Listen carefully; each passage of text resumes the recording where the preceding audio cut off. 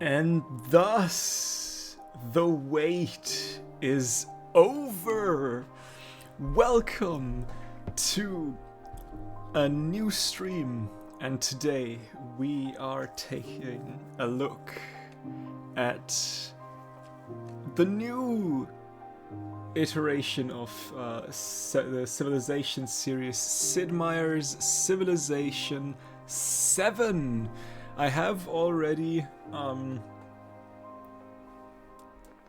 started a game to test if everything is running, but we of course will start a new game. And these are the leaders that we have currently available. So, let's see. Who do we want to play as? Amina has 1 resource capacity in cities, 1 gold per age for each resource assigned to cities, and 5 combat strength on all units in plains and deserts.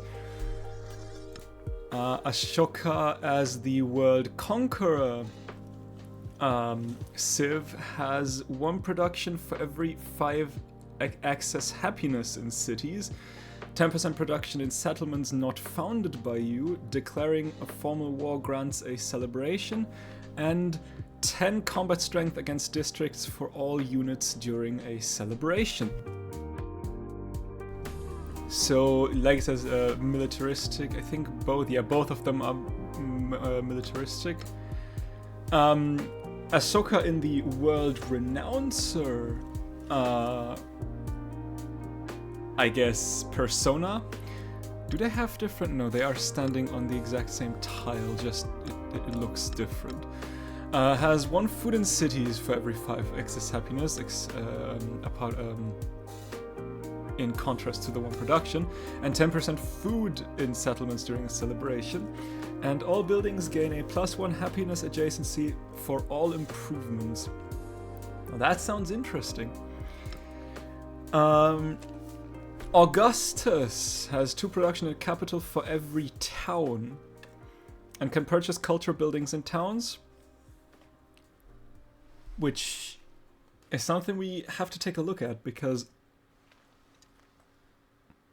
I wasn't aware that there are only specific buildings that you can purchase. And although, well, I mean, I guess I couldn't purchase any building in the towns I had in my test game. So yeah, that's something we'll keep in mind. And 50% goal towards purchasing buildings in towns. So that sounds great. Benjamin Franklin. Just again, he's a cultural expansionist. Benjamin Franklin is a diplomatic and scientific. 1 science per age on production buildings in cities. Ooh, that is nice. 50% production towards constructing production buildings, and 1 science per age from active endeavors you started or supported. Can have 2 endeavors of the same type active at, well, any given time. That's something I learned a little bit in my little test game as well. I was not interacting much with the AI, so that's something that I should probably be better at. Catherine the Great is cultural scientific, 2% culture, 2+2 culture per age on displayed great works. Buildings with great work slots gain 1 additional slot. And cities settled in tundra gain science equal to 25% of their culture per turn. Now that is quite interesting. Charlemagne, again militaristic and scientific here. Military and science buildings receive happiness adjacency for quarters. Gain 2 free cavalry units once unlocked when entering a celebration. That is helpful. And 5 combat strength for cavalry units during a celebration. So he's definitely more on lines of getting the cavalry civ as quick as possible. Not civ, tech as quick as possible. And yeah, just getting happiness and spam cavalries. Hello Adira, thank you for following. I hope you're having a great time. We are checking out the new Civilization game and see if and how it works. I'm currently going through the leaders that are available and see which one I want to take. Confucius, expansionist and scientific.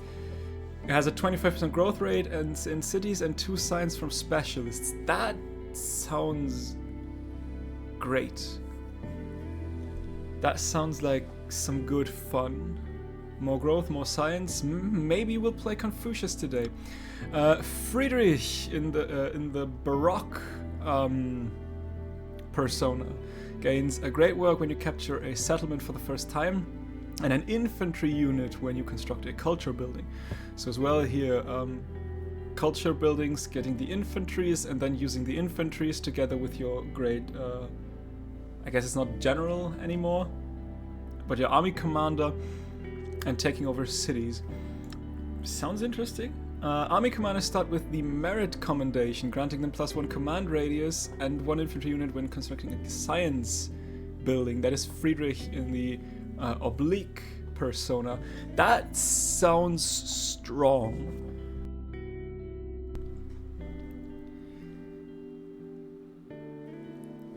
Having this extra command radius early on gives you a lot of unit attack potential, and getting infantry unit, you can just construct science buildings. What the hell is he doing? Getting the infantry units and then have the army commander with the extra radius and just run over all of your enemies. That sounds like a very, very nice combination. Hey, I'm doing good. Currently just started the game. Like I said, looking through the leaders right now that we could play and figuring out what leader I wanted to play. How are you? I hope you're doing great today as well. Harriet Tubman, 100% influence towards initiating espionage actions. Gain 5 war supports on all wars declared against you. She will be a tough leader to fight against. That 5 war support on all wars that she'll get, that is some big bonuses right there. And units ignore movement penalties from vegetation's also quite helpful. Hatshepsut, 1 culture for every improved resource and 15% production towards constructing buildings and wonders in cities adjacent to navigable rivers. Now here's the question. I don't read it as that the wonder needs to be adjacent to a navigable river, but the city you wanted to build in needs to be adjacent to one. She plays quite well into my playstyle in just getting every wonder imaginable. Himiko, this time the high shaman persona. 2 happiness per age on happiness buildings and 50% production towards constructing happiness buildings. Plus 20% culture but minus 10% science, and these effects are doubled while in a celebration. She's the first one that actually also has a registration of sorts. Like getting flat 10% science less. That's a new one. Adira, I would ask of you to please read the rules that I have in my about page, and there you will see that without permission, I don't like it having people just promote themselves here. So I would ask of you to please just not do that. Thank you very much. In the Queen of Wa persona, Himiko gains a unique endeavor called Friend of Wei that can be performed in an alliance to grant you and your allies plus 25% science and plus 4 science per age for every leader you are friendly or helpful with. Can support endeavors for free. She may be a Sith that I want to play if I want to learn how to do the whole diplomacy thing. That may be quite helpful because she's all about that diplomacy. Then we have Ibn Battuta, gains 2 wildcard attribute points after first civic in every age, and +1 sight for all units. Gain a unique endeavor called Trade Maps that allow you to gradually see other leaders' explored area. That is nice. He sounds like fun as well. Isabella, some of you may know her from Civ 5, and it looks like she's pretty similar to how she was in Civ 5. Gain 300 gold every time you discover a natural wonder, and this is doubled if the natural wonder is in distant lands. I think in Civ 5 it was something along the lines of it is doubled when you were the first to discover it. Not quite sure though. You gain 100% tile yields from natural wonders, plus 50% gold towards purchasing naval units, and naval units cost 1 gold less to maintain. She's definitely a very nice persona that I feel like really excels in the exploration age. Then we have Jose Rizal. When gaining rewards from narrative events, gain an additional 20 culture and gold per age. Has additional narrative events, 50% celebration duration, and 50% happiness towards celebrations. So he's all about having a happy city or happy empire. Adira, no, I do not want to do that, and please, I will only ask you this once more. Stop the self-promotion. We are here to play a chill game and nothing else.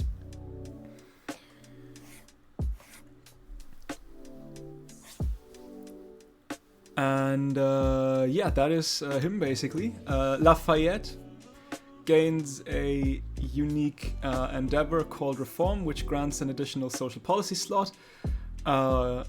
Supporting this endeavor also grants the other leader an additional social policy slot, +1 combat strength for every tradition, but not policy, slotted in the government, 2 culture and happiness per age in settlements, and these effects are doubled in distant lands. Now, what the difference is between a tradition and a policy, I don't know just yet. I guess we will find out eventually. Then we have Machiavelli. 3 influence per age, gain 50 gold per age when your diplomatic action proposals are accepted, or 100 gold when they are rejected. Ignores relationship requirements for declaring formal wars, and can levy troops from city-states you are not suzerain of. So yeah, he's all about being influential and all. Maybe, I mean, at some point I want to play Machiavelli. At some point I want to play everyone. Maybe we don't start with Machiavelli just yet. Then Napoleon also has 2 personas. The Emperor persona gains a unique sanction called Continental System that reduces the trade route limit of the targeted leader to all other leaders by 1, and that causes a massive relationship penalty and costs more to reject. 8 gold per age for every leader you are unfriendly or hostile with, can reject endeavors for free. Yeah, I probably firstly need some experience in how wars and stuff work, and I need to, how do I put this? I need to learn, be more familiar with the commanders and stuff, because I feel like this persona has the issue that it can go to war pretty easily, because that sanction is just insane. The revolutionary persona of Napoleon has 1 movement for all land units. I think, didn't we hear that from who had that as well? Didn't someone? I thought someone had that as well. 1 movement, some sort of movement bonus. I may be... no, 1 sight for all movement was there. Okay, so 1 movement... 1 sight for all units, not 1 sight for all movement. Okay, anyway, one movement for one movement for all land units. Defeating an enemy unit provides culture equal to 50% of its combat strength. I'm just thinking. I think there was a... Yeah, I think Gorgo in Civ 6 had a similar skill. So again, Napoleon is, I mean, he was a great general or so. So yeah, I guess it would make sense that he has a lot of like military focus. I try to stay away from that for now. I need to learn to deal with the commanders first.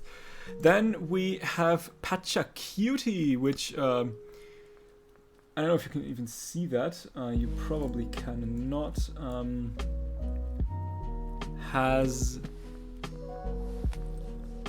There's a little bit going outside of that border here. Yeah.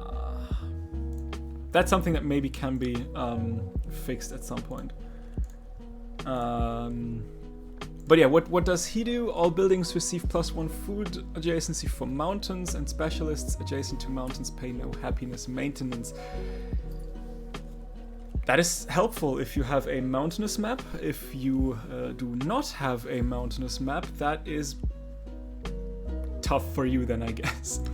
Then we have Tecumseh, who gets 1 food and production per age in settlements for every city-state you are suzerain of, and 1 combat strength for all units for every city-state you are suzerain of as well. So you want to have a lot of suzerain city-states. Which means a lot of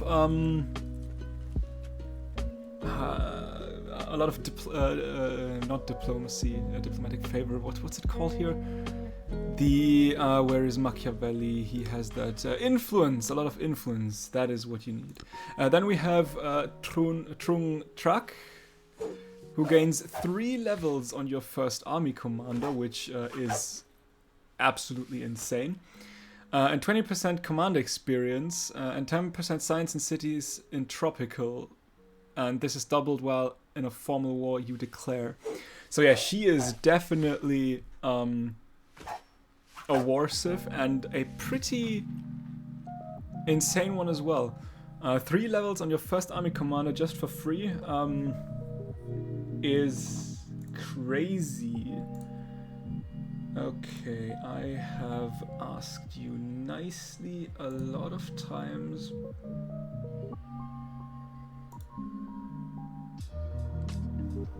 And you didn't listen, so you go into a timeout, my friend.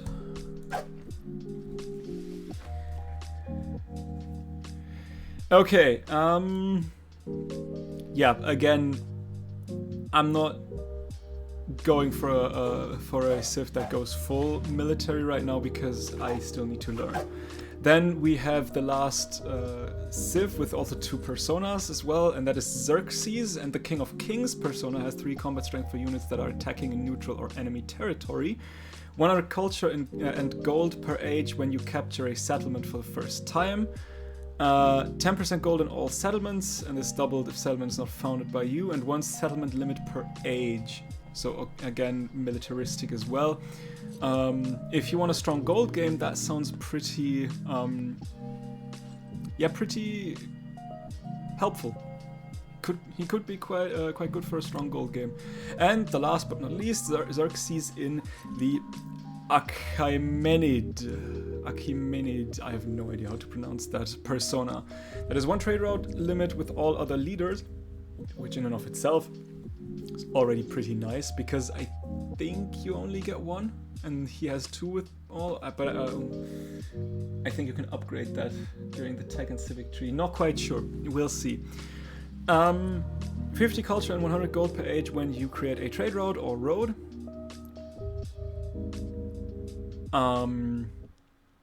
That's nice. And 1 culture and gold per age on unique buildings and improvements. He sounds fun. Sounds relatively trade heavy.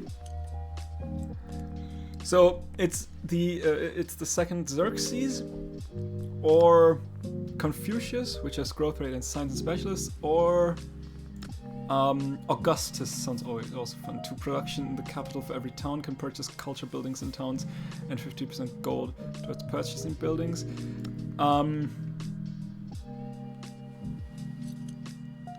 When you create a charter, 1 gold on unique improvement, unique buildings and improvements. What's a unique improvement? I don't know that just yet. Who do I want to pick? I think we'll go with Xerxes. Jedaya upamam pertonam, uta druga henti avai. Abahanei, yata mai sayatish, antarchi vikata achati. What he says. Okay, we of course start in the Antiquity Age, absolutely. And now we have a handful of civilizations that we can choose. We have the Aksum, who gets 2 gold on resources and 30% production towards constructing the Great Stele World Wonder. Also gets the Dao, a unique naval unit with 4 combat strength on coast and 1 charge to create a naval trade route. And the Tankwa, an Aksum unique trade ship that cannot be pillaged and has plus 10 trade route range. And the Hawilt, that seems like a I don't know if that's a wonder or no, it seems like a building. 2 gold, 1 culture for adjacent wonders and other Hawilt. Yeah, that's a building. Or maybe that's a unique improvement, who knows. Aksumite unique improvement. There it is. Just need to read it a little longer. It's ageless, does not remove a warehouse bonus on a tile, and must be placed on flat terrain. Then we have Egypt, who gains +1 production on navigable rivers and 30% production towards constructing the pyramids. Also gains a Magi, which is a unique infantry unit that gains 3 combat strength in friendly territory and doubled when stationed in a settlement you own. Also gets the Tiati, a great person with 1 charge, can only be trained in cities with a necropolis, and the specific Tiati received is random and can only be received once, and costs increase. What it does, no clue. Then they get the Necropolis unique quarter that is generated by constructing the Mastaba and Mortuary Temple in the same district, which grants 100 gold on standard speed when any wonder is completed in this city. Now the Mastaba, we've already heard about that. It's 3 culture and 1 gold, adjacency for desert terrain and wonders, and Egyptian unique unit building and ageless. And the Mortuary Temple is 4 gold and gets 1 happiness adjacency for navigable rivers and wonders.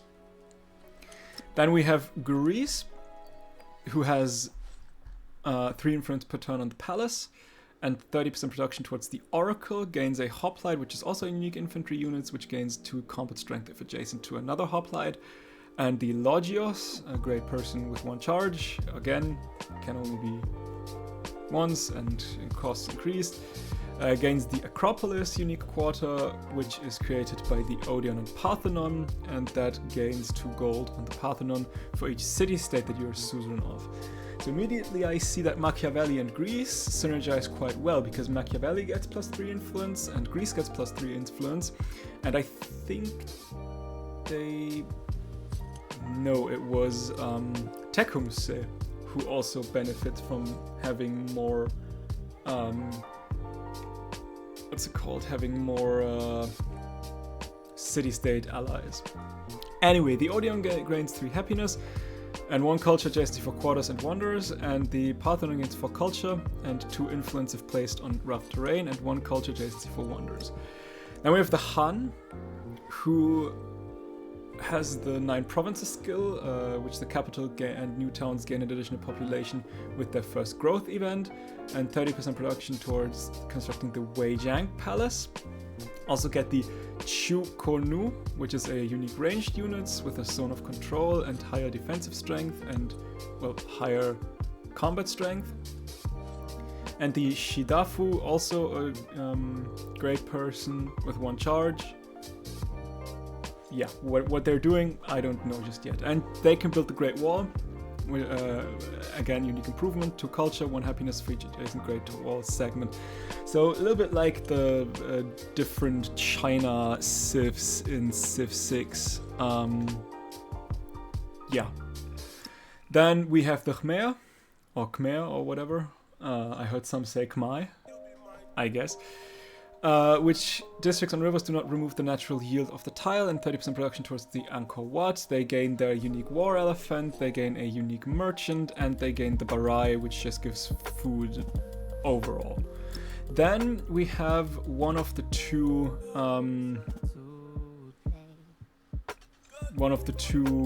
well, let's say historically more accurate civilizations for Xerxes. The first is Moria, which you can choose in addition to Pantheon after unlocking Mysticism, and 30% production towards constructing the Sanchi Stupa. They also gain what looks like a unique war elephant, also a unique settler that adds 2 happiness on city halls.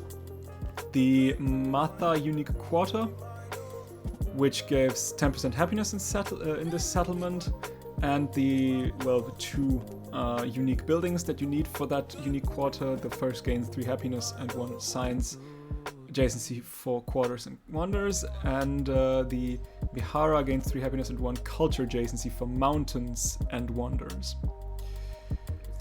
And we have the Maya, who gets Palace gains 0.5% science for adjacent vegetated terrain and 30% production towards constructing the Mundo Perdido. They gain a unique ranged unit called the Hulche and a unique scout called the Jaguar Slayer, who can initiate combat and has a charge to place a trap that deals damage. And they also gain a unique quarter, which each time you research a technology, the settlement gains production equal to 15% of its cost. And you need these 2 buildings. 1 gives 3 happiness and 1 culture adjacency to quarters and wonders. And 1 gain 3 science, and 2 science if placed on vegetation, and 1 science if adjacent, 1 science adjacency for wonders. Yeah. Then we have the Mississippian culture, which all buildings receive 1 science, 1 food adjacency for resources, and 30% production towards constructing the Monk's Mound. They gain a specific unique ranged units. They gain a unique merchant as well, and they gain a unique improvement, which gives 1 gold and 1 food for each adjacent resource. Then we have the second civ that is historically more accurate to Xerxes, and that is Persia. The infantry units receive 3 combat strength when attacking, 30% production towards constructing the Gate of All Nations, which I, spoiler alert, have built in my what's it called? In my test game. And if you want to go for a war game, that seems like an absolute must-have. I'll tell you more about that later. They get the Immortal, which is a unique infantry unit. They gain a unique army commander with the initiative promotion, which is nice. The initiative promotion is a great starting promotion. And the Pyridasia, 1 culture, 1 gold, is a unique improvement. Yeah. And last but not least, we have Rome, who gains culture and districts on the capital and city centers in towns, and production towards the Colosseum. What was your Gate of All, right? And they gain the Legion, the Legatus as a unique commander that can create a new settlement for every 3 level that it has, and their unique quarter. And look at what Rome unlocks. Or is that just Rome, or is that? Yeah, that's just Rome. Interesting. Which gain 1 culture and 1 gold for every unique tradition in the government. And Basilica gets 4 gold and 1 influence adjacency for culture, buildings, and wonders. And Temple of Jupiter gains 3 happiness and 1 culture for the same. Okay, that are the civs. And I must admit, the Mayans sound like fun. The unique quarter sounds quite nice. What do I do again? I am very trade heavy and culture for routes and stuff like that. Uta druga hentia vai. We could go for Moria as well. A second Pantheon actually sounds quite good as well. And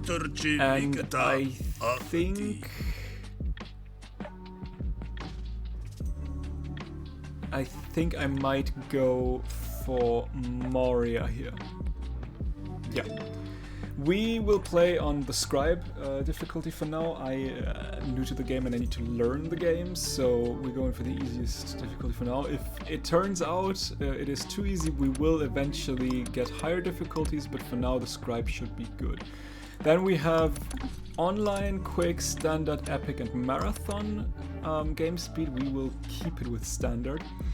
We have continents plus, continents, archipelago, fractal, shuffle, and terra incognita.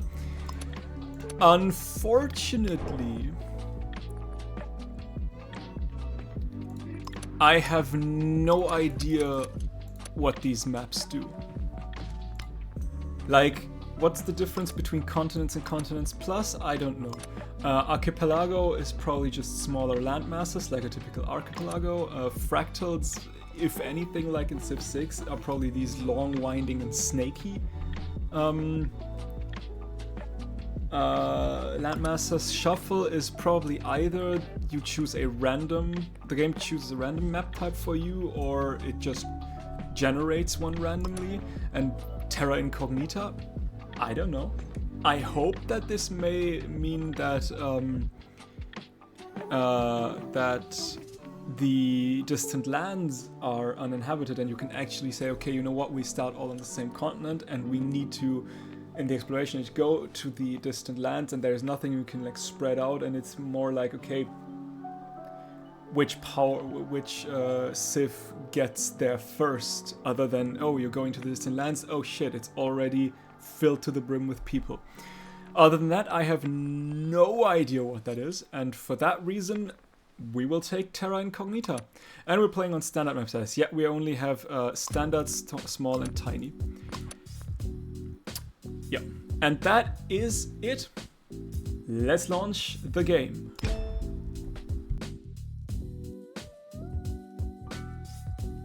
The path to glory requires the guidance of a steady hand.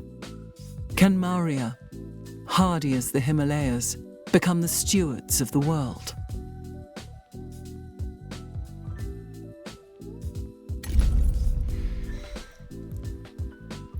I gotta admit, I too think I would like if we had more narration here. I don't know, I think that would be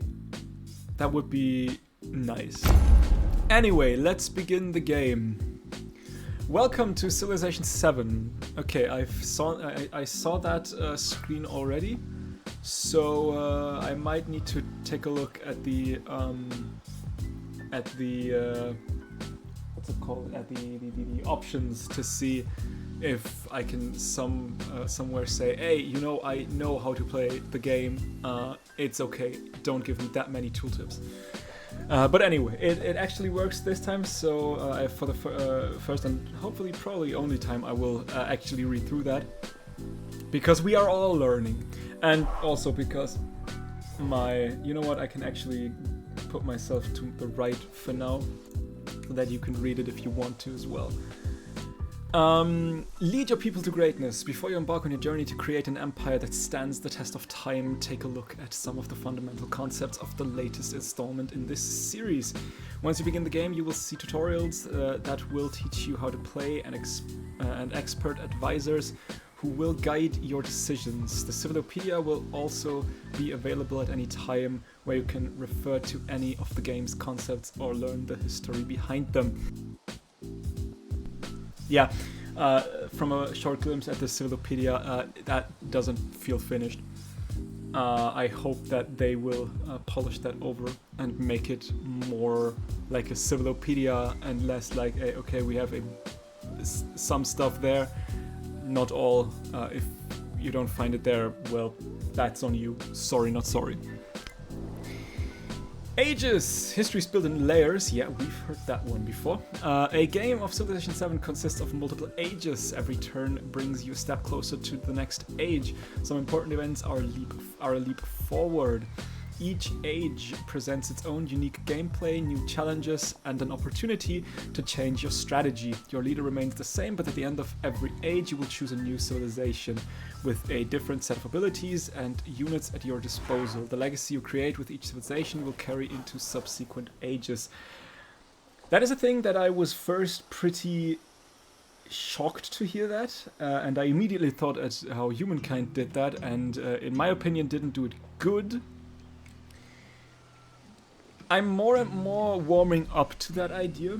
I mean, I still would love to have one civ that I guide through the ages. I understand why they didn't do that, but I feel like it just, well, it feels like I've accomplished more if I guided one civilization from like 4000 BCE to, well, I guess 1960-ish for now. But I understand why they didn't do it, and from a strategic point of view, it seems very interesting or intriguing to combine and mix and match. We'll see in the long run how that works out. Legacy paths and victories create a history. Legacy paths are the primary means by which you can create continuity from one age to the next. Every age presents 4 such paths: economic, cultural, scientific, and militaristic. Thanks that we don't have a religious victory anymore. I really didn't like that in Civ 6. Now, if I will like religion in this game or not, we'll see in the exploration age. I feel like it'll be just as stressful as in Civ 6, where you constantly try to prevent other AIs to get rid or almost rid of your religion. But I guess we'll see. Whether you focus solely on one path or diversify your efforts, the progress you make will grant you unique and powerful abilities in the next age. In the final age, once you complete a legacy path, you will have the opportunity to perform one more decisive feat to seal your victory. Yep, and last but not least, challenges and opportunities. Changes on the horizon. Every game of Civilization 7 is its own journey, and as you will see from the following tutorials and advisor messages, there are countless ways to build an empire that stand the test of time. To make the most of your journey, try to remain open to these ideas and be willing to adapt when necessary. Good luck. Remember, you can always open the Civilopedia for more information, and you can revisit this guide at any time via the pause menu. That is good. If it were just only via the pause menu, I don't need that guide every time I start a new game. Dawn of a civilization. Here your journey begins. Raise an empire from humble beginnings to greatness and write your own version of history. A new home. Greetings, Xerxes the Archimenid. With a new vision come to the Mauryan people, ready to put down roots in these fertile lands. Your founder has the ability to establish your first city. Select them now. And you can already see we only have a founder. And no unit. But soon. Your first settlement is sure to thrive near resources on water and abundant resources. Near sources of water and abundant resources. This location is well suited for your needs. Order your founder to establish your capital. Click the found settlement action. But yeah, I know how that works. I think, yeah, that looks like a somewhat suitable play. I would have want to go one turn to the southeast, because that would bring me closer to that. What's that? Can I see what that is? Cannot just yet. And 1, 2, 3, 1, 2, 3. It didn't put me any further away from these dates. I think they are. So yeah, I think I'd like to settle here. Beginnings! Behold, Pataliputra, the cultural center of the Mauryan people. This city and all your future settlements provide your civilization with specific yields. Food to feed your people and grow your populace, production to construct special buildings and terrain and train units, and science to propel your people into the future and progress to greater things. Production. A settlement generates an amount of production every game turn. This production can be used for many things like constructing important new buildings or training powerful military units. A city should always be producing something. And here we can see, choose productions. City's production panel contains the projects it can currently begin. Currently you have the option of producing 2 different units, the scout and the warrior. And you can see they all just take 1 turn.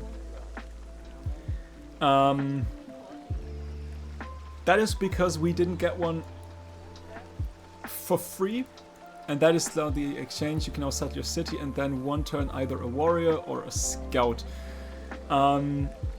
I personally would always go for a scout. I've heard other people say that 2 or 3 or maybe even 4 scouts at the beginning are pretty nice to have before even the first building, and yeah, 2, 3 as well. 4 might be a little bit much, but 2 or 3 scouts at the bare minimum is something that seems reasonable, because scouts are just incredible at, well, scouting the land. Shocking, I know. So we will take a scout. Turns, excellent. Training will begin at once. In Civilization, players take turns to make their... Yeah, we do know how that works out. The world. While the lands surrounding your city are visible, the rest of the world remains... Yeah, that basically explains there's a fog of war. And if we take a look, we are pretty much on the southern side of this Terra Incognita, was it? I don't know what the map name was again. Yeah, so we should explore. Shocker as well. Thanks to the amount of food your city has generated, it has grown a population. And that now means we can actually place that population down. Yeah, we don't have any builders anymore. When a city grows, it can expand to an adjacent tile, gaining the yields it offers. When your settlements people move to this tile, they'll create an improvement, a rural structure for them to work and live in. Tiles with high yields and tiles containing resources are an obvious choice, but specific yield type may better suit your strategy. Choose where you would like to expand first. So yeah, yeah, and exploration. When a unit moves, yeah, you have a scout, and that's just how yeah, I know. The thing about what I like about scouts is that... now I'm in the way again.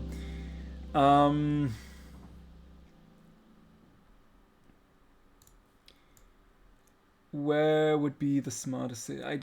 I think, just like Civ 6, I think the minimap is the least interesting thing. So I'll just place myself right here. And like so, you can actually see what's going on down here. And that is pretty nice, the search button. It basically ends your turn, which means you can use one of your movement to move, and the second movement you have to use that, and it gives you 1 range for 1 turn, and discover and reveal discoveries within twice this range. So you see, we've gotten this ring to look at. Unfortunately, we haven't discovered anything, and I don't know why it always clicks away my yields. Not sure about that one. I will keep the yields on for now. In later stages of the game, I may toggle them on and off the way I see fit, because if you have like 20, 30, 40 plus tile yield tiles, it gets a little bit confusing. Yeah, units movements, rough terrain and water can consume everything, movement. Yeah, that is something we know. So new technologies emerge when people put their minds together. Yeah, that is just, you can yeah, get a technology, which I would like to do now. Yeah, that's the technologies. I mean, I am now in the way of the technologies. But I can open up the tree, and that should be good again. We have gotten agriculture, who just gave us the granary and +1 food on farms. And we can now take a look at sailing, pottery, or animal husbandry. So, sailing gives us the fishing key, which gives base yield 1 food and 1 food on fishing boats. Is a warehouse food building that is ageless and buildable in all ages, which can be purchased in towns and must be placed on coast, a lake tile, or a navigable river. We have coast around here, but that is a little bit far away. We have, I don't know if that would count, but there's a navigable river, by the way. But I would say in general we are a little bit far away from that. We do, however, have a cotton and some dates, which you can build plantations on it, and we have marble, which needs a quarry, I think. And we've got a little bit of forest around us for lumberjacks or lumber mills, I think. Animal husbandry, no. Sailing, pottery. Let's go for pottery first. Gives us the brickyard, which gives us 1 production base and 1 production of clay pits, mines, and quarries. It's also warehouse building, ageless, buildable in all ages, and can be purchased in towns. So that would already be more helpful than the fishing key and sailing in general. Okay, sailing also gives us the galley and the embarkation, and yeah, food on fishing boats in general. The embarkation is something that may be helpful at some point, at the very least. But I think pottery also gives 1 food on plantations and production of clay pits. So the brickyard would boost our marble, and the general food on plantations would boost our dates and whatever the other thing was. And animal husbandry would give us a saw pit, which also gives us 1 production and 1 production of camps and woodcutters. Again, warehouse building, yada yada yada. It also gives the slinger and 1 production on camps and woodcutters and 1 food on pastures. I think pottery seems to be the best way for us. Food on plantations, we've got 2 plantation possibilities, and production on quarries and mines and clay pits. There is an argument to be made for the woodcutter, given that we have a couple of woods close by, but I think a woodcutter is a good second. The saw pit is with animals being a good second civ, so I think we will go for pottery. Yeah, research takes time, 6 turns. And production, since training a fast unit you can produce. We could now already go for the granary, but I think I'd like another scout. Technology tree is comprehensive view of all technologies. Yeah, I've shown you the technology tree. And I also think I would like a 3rd scout, which is a queued item. The unfortunate thing is I can stack that one higher, but I don't have a arrow downwards, so as of right now I cannot say, okay, for example, if that would have been a scout but a warrior, and I want to say, okay, I want that warrior before the scout, I can easily do that. But if there are more, let's say we also have a granary stacked in, that's not what I wanted to do. When building a new building you must, yeah, sure. Let's say we have some more different things in. And it would be better to say, okay, I want this one a little bit further down. I cannot do that. I can only say I want things upwards. And I don't know, it would feel more intuitive if I can also say, okay, I want these things upwards, but I want to also change them to get them, change the place downwards in the building queue. I don't know, maybe I'm just weird, but it feels like that would be a good idea. Maybe that will still come. And of course, we were somewhat interrupted by whatever. We can grow. And you see, marble gains 10% production towards wonders placed in grassland, tundra, and marine terrain. I want that marble. We have marble, that's a resource. We can now click up here. And you can see we had that marble is an empire resource. That thing we cannot what's the word? assign to a city. On the left side there would be resources that we could assign, and our capital right now has 4 resource slots. But like I said, marble is an empire resource, so we cannot assign that resource. It is just empire-wide. We now have 10% production towards wonders placed in grassland, tundra, and marine terrain. Now something that immediately is something that I miss is a search button. Is that grassland? That is grassland. That is tundra. That is desert, but yeah, what was that again? Grassland, tundra, and marine terrain. Is that marine terrain? I guess coast, that's probably marine terrain. So that would help us quite well here right now because we have a lot of grassland and tundra. That is vegetated tundra. Yes, that is just taiga, and that's a forest. There's gypsum. That's also something we would like to have. 1, 2, 3. We can't get to that just yet, but eventually the gypsum is a thing we want to have, a resource. Let's go to the next turn. An independent village. You have encountered strangers from a village of Shenglei, and they appear to be hostile. Oh, how lovely. A village could potentially be a strong ally with the right amount of persuasion, but it could also prove a threat to your civilization. Finding the location of Shenglei would be wise.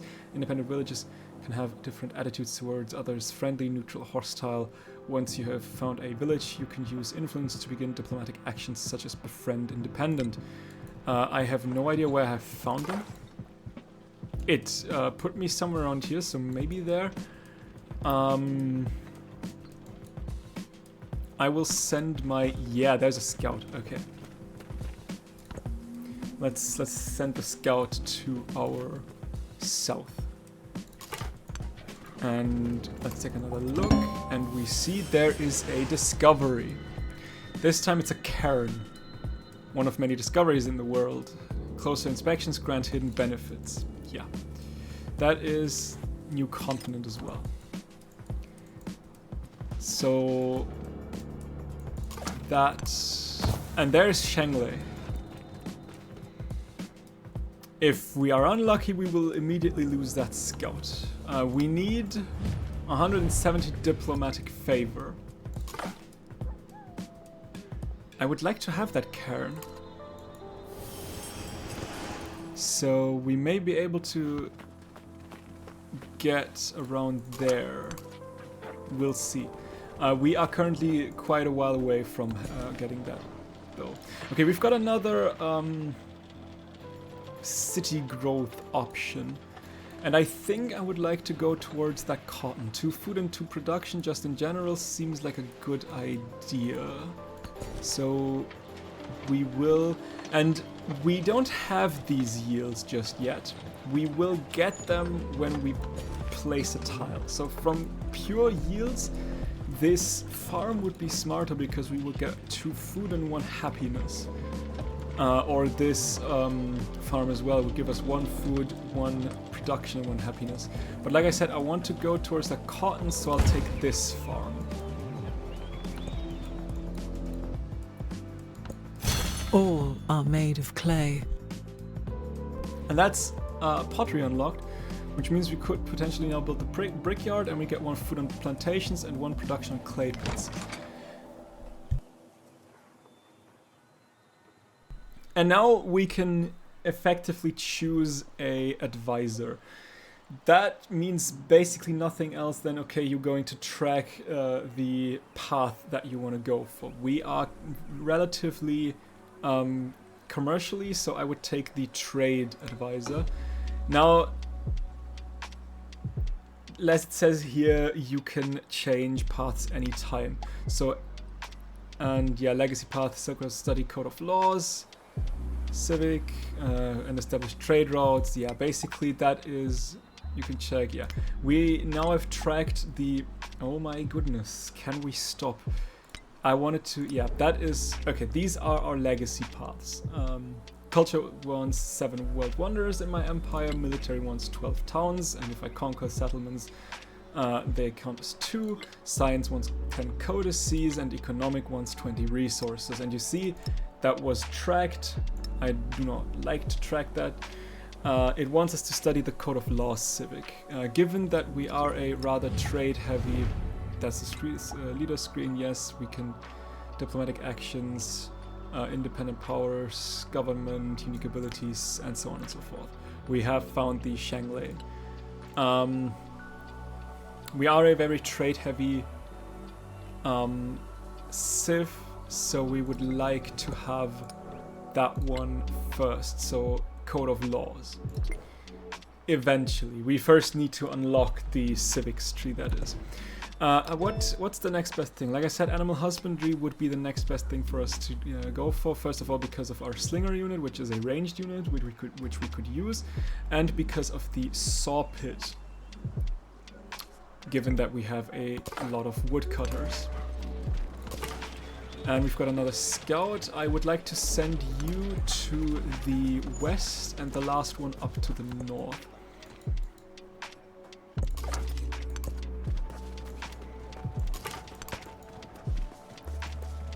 Okay, we've got some more gypsum and some more marble. We have now gone to the point where we can actually choose a civic, which is absolutely lovely. We can either do the Antiquity Civics or we could do the Mauryan Civics. That would give us our unique happiness building and just general happiness and science buildings. That would give us units adjacent to the Pura Betara, which is I don't know, 5 HP per turn. And 1 gold for every 5 surplus of happiness. Infantry and cavalry units gain 3 combat strength when adjacent to each other, and 4 happiness on military buildings. And last but not least, we would get bonus yields on settlements, settlement limits, specific building that gives science for, civic that gives science for every happiness, and the Sanchi Stupa, which normally would come here in the Mastery of Citizenship. But we also want to get Code of Laws quickly, and we also want to get Mysticism quickly, because Mysticism lets us get a Pantheon. And if we take a look at our skill again, the Mauryans can choose an additional Pantheon after unlocking Mysticism. So that is what we want to have first. Now we need to take a look at the government. What do we want to do? 20% culture for 10 turns or 50% production towards wonders? I like constructing wonders, though what I have learned from my test game, at least on the lower difficulty, you're not under pressure of building wonders. So that may be something if I want to go for a wonder spree on higher difficulties, but for now I think that's something that we can neglect. Despotism gives me 20% science for 10 turns, or production at 30% production towards training infantry units. If we want to go a sort of militaristic way, that would be quite helpful. But I think that oligarchy, especially if in doubt, is just good. 20% science for 20% food for 10 turns is helpful, definitely. And I mean, 30% production towards constructing buildings could be helpful as well. Now the important thing is, you can get that when you have enough happiness accumulated to get a celebration, and when you get a celebration you can only choose one out of these 2 bonuses for the next 10 turns. So either food or production, either science or production, either culture or production. So yeah, I think I'll go with oligarchy. And now we can select a policy. 1 production and science on the palace, or 2 culture on the palace. And I think I'd like to go for tool making. And you can adapt civilization strategy by swapping, we know that. What is that? That is a new civic, Mauryan civics.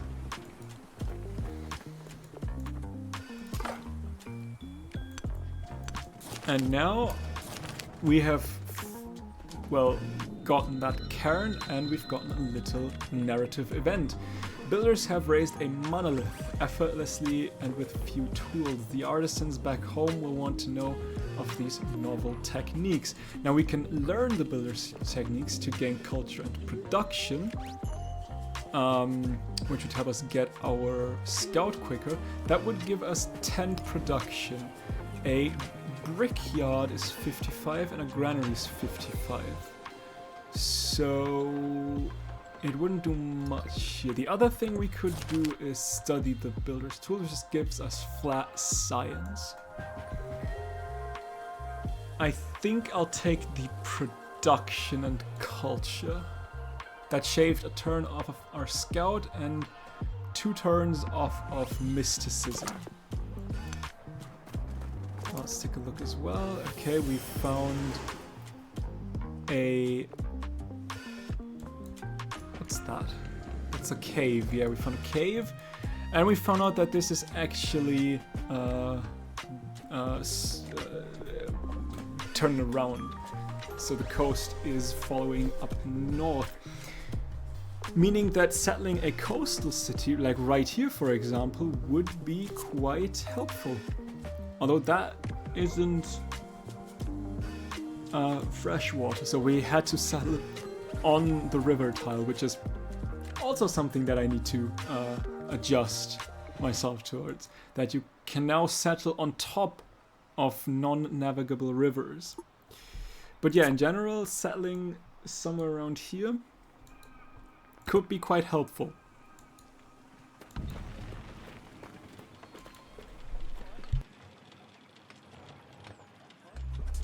Okay, that is my 3rd scout. I think, seeing as how this land turns out to be pretty restricted, I think 3 scouts are enough.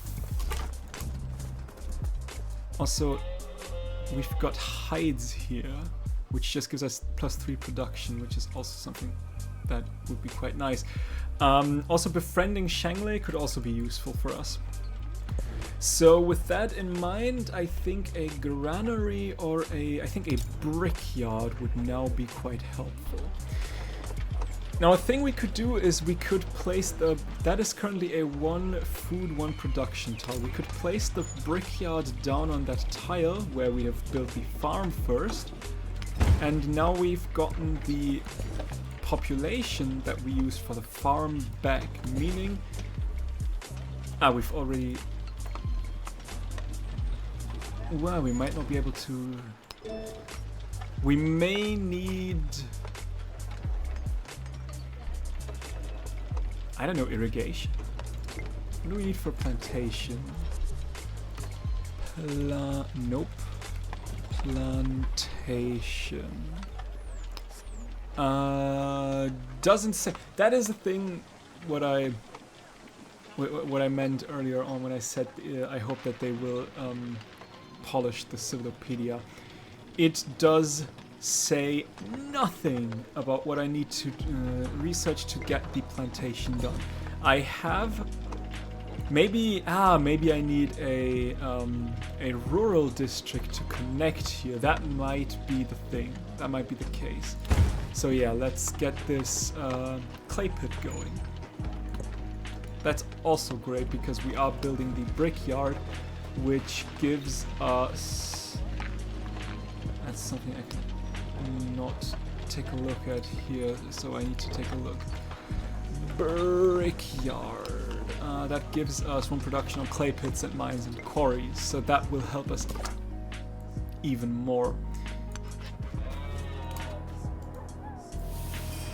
Okay, there is probably nothing much on here as well, so we will let that scout make its way up north again and hope that he will, well, survive. Ooh, there's wool and there's wine. 2 happiness in the capital in terms of culture when in a celebration. That is quite nice. And now we can enter a navigable river. Ain't that lovely? Oh, I love navigable rivers.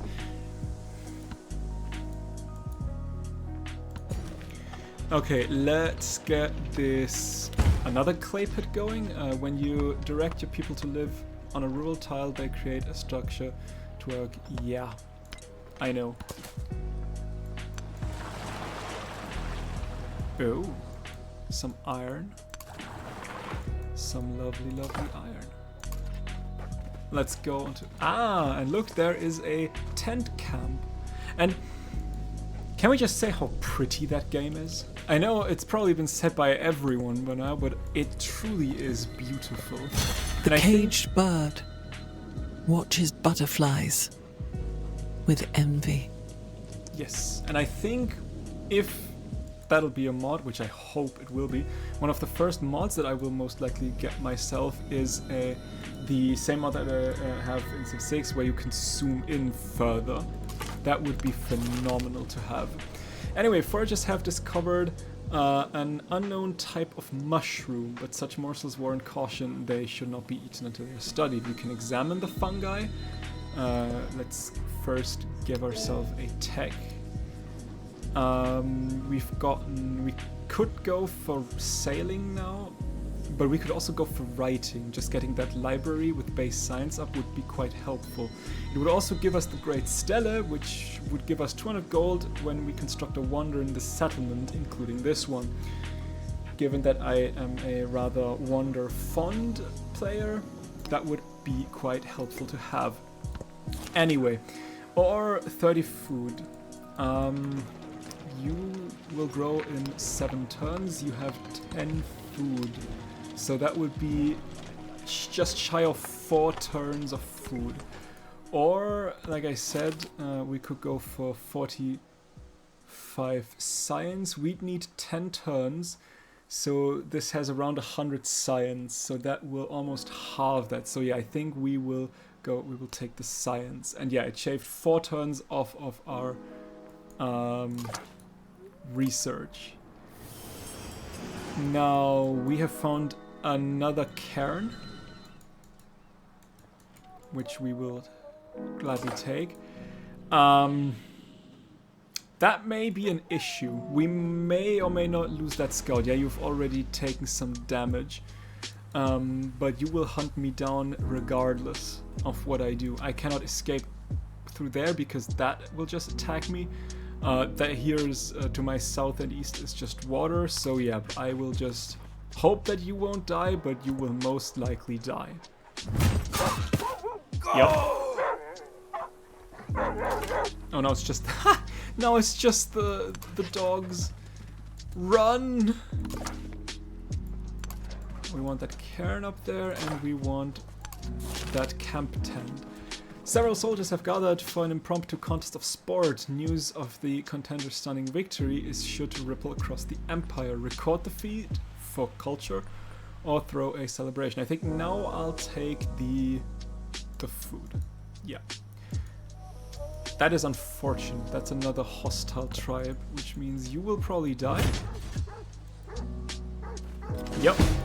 And you have been attacked as well, so you need to run.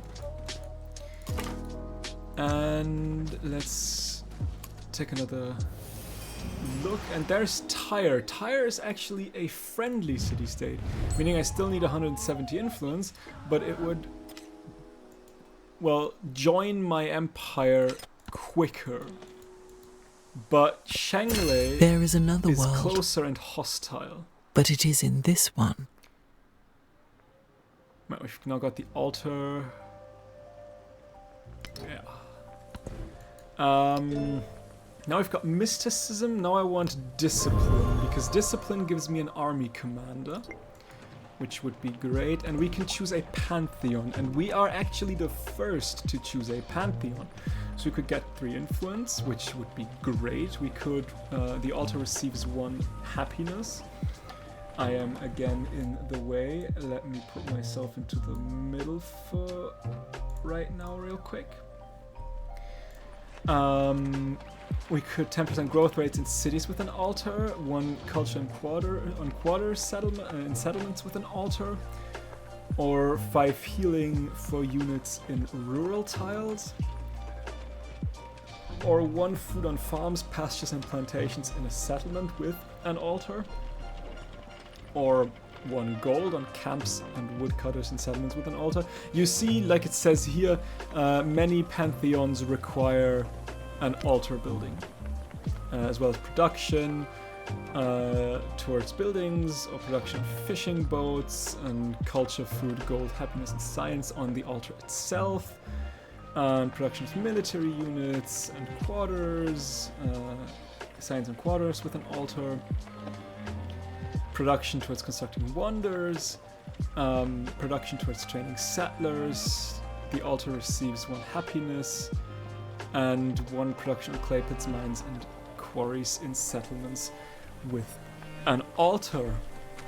That would actually be quite nice. That would make these tiles into 2, 3 production tiles. So stone circles would be quite nice. City patron goddess would be great as well. But god of the sun also. But I think I'll take stone circles. Can I not? Maybe. Yeah, okay. Damn, you barely see that. You see a little golden sparkle. Damn. Okay. I think stone circles, just because that would make my quarries and clay pits and the likes just so much better. Now what's more important? 3 influence on an altar, or 1 culture, 1 food, 1 gold, 1 happiness, 1 production, and 1 science on a culture. I mean, that is 6 yields on the altar. That is 3 yields, but arguably influence is important. That would give me a lot more influence per turn. But that would also give me a lot of culture food. I think God of the Sun is the thing I'll take. Because now if we take a look at the altar, it now gives 1 food, 1 for production, 1 gold, 1 science, 1 culture, and 3 happiness. It costs 360. I should probably build that at some point. But yeah, eventually we will build that altar. The absence of light. Yeah, by the way, I can now put myself back to the left-hand corner.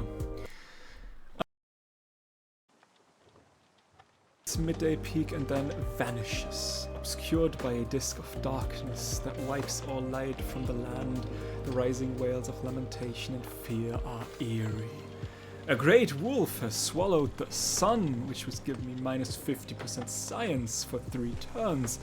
Or the shadow will soon pass, which will give me minus 50% happiness for 3 turns. Let's get the shadow will soon pass.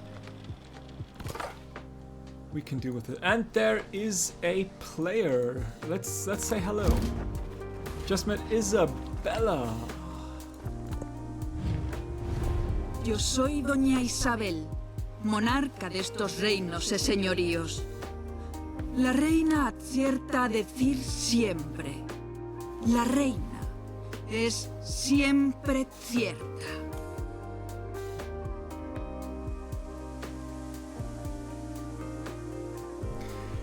Yeah, we want to be friendly because she might be a trade partner for us.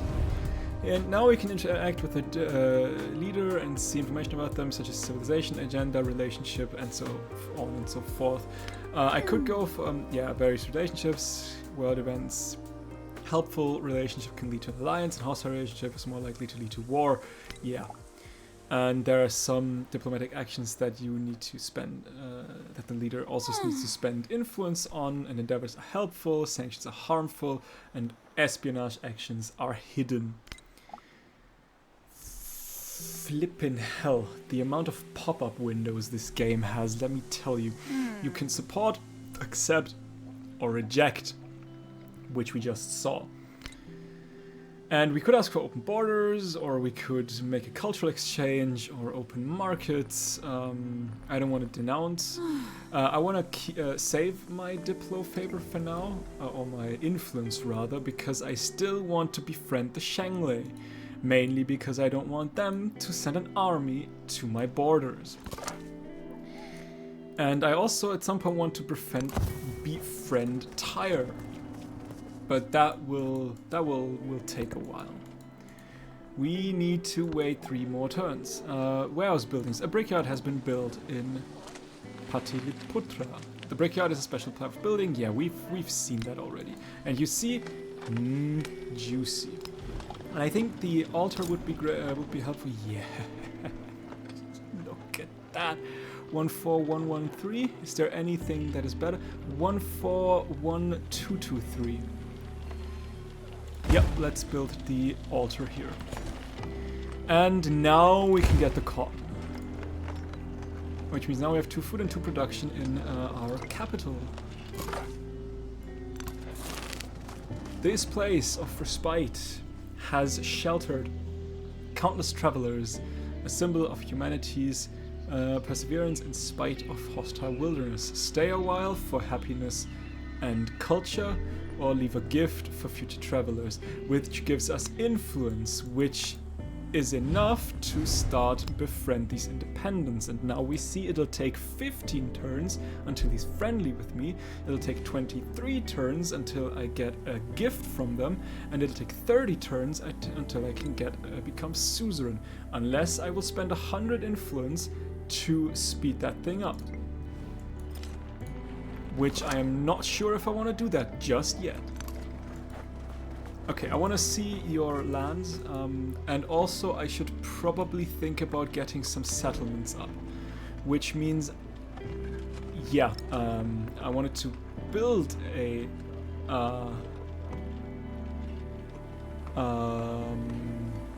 settler, but apparently I cannot. Why can't I build a settler? Scout, warrior, slinger. Ah, the Nagarika is my special settler, which means I want to build I want to build 2 special settlers after that altar is finished.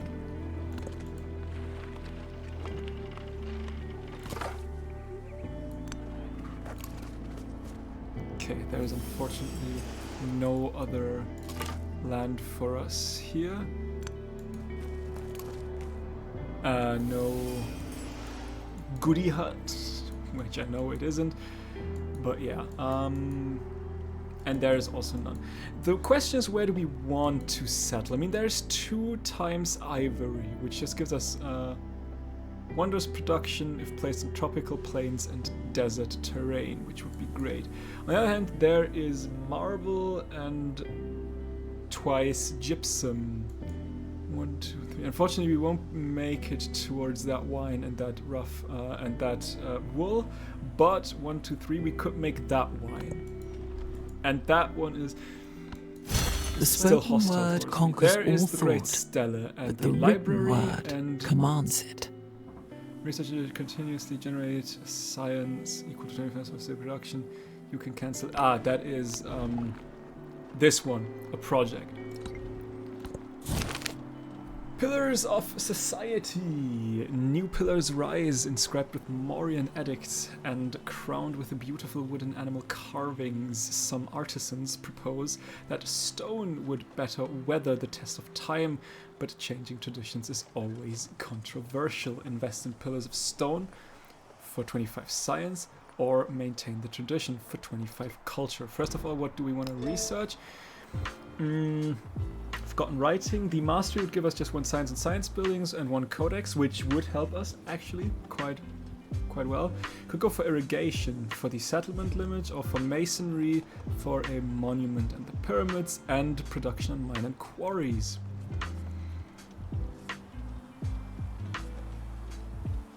Yeah, I think we want to go on masonry. That'll take 10 turns.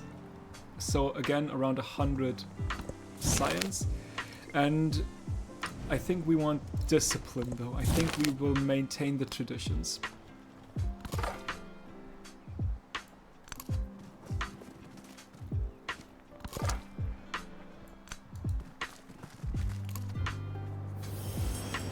Okay, still nothing.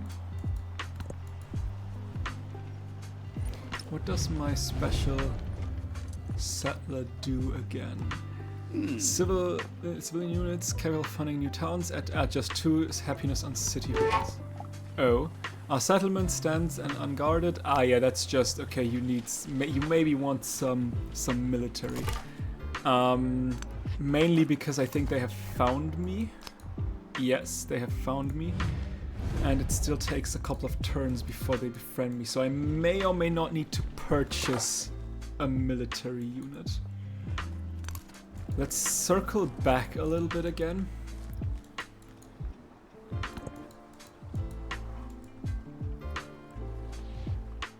That's some good mountain adjacency. I'd like to know where you've already got an iron mine.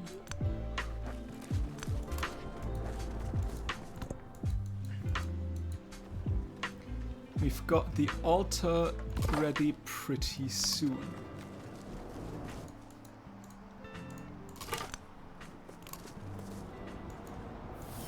And again, nothing to be found. And oh! Another service is coming into play. Interesting. The Trimurtis, surveyors and holy people have chosen a site for a new shrine. And a priest comes adorned with color for the dedication ceremony. Worshippers are already gathering to hear how the finest materials will be used to create statues of Brahma, lover of the arts, which would give us 50% plus 50 happiness towards the next celebration. Vishnu, god of kings, would give us 10% production towards training all units. And Shiva would give us just one warrior. I think I'd like the happiness. Happiness sounds like a good idea. But yeah, that is the shrine. That is still a little bit loud. Ouch. Yeah, that was a... Do nothing which is of no use. And that is discipline now, which has given us an army commander. Unfortunately, you are flooded, but it doesn't look like you've destroyed anything. Maybe I will need to wait a turn. We'll see. Now I think we should go to Code of Laws to get our merge, and then afterwards we can go towards Amorian civics. There is a lot of science to be found here. Rainforest seems to be quite scientific. But yeah, that is okay, you are definitely destroyed, but I cannot help you just yet.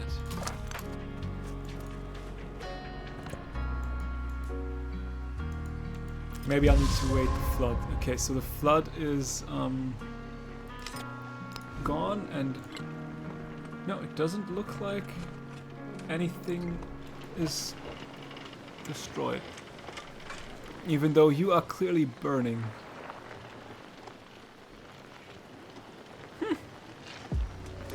It's a brickyard.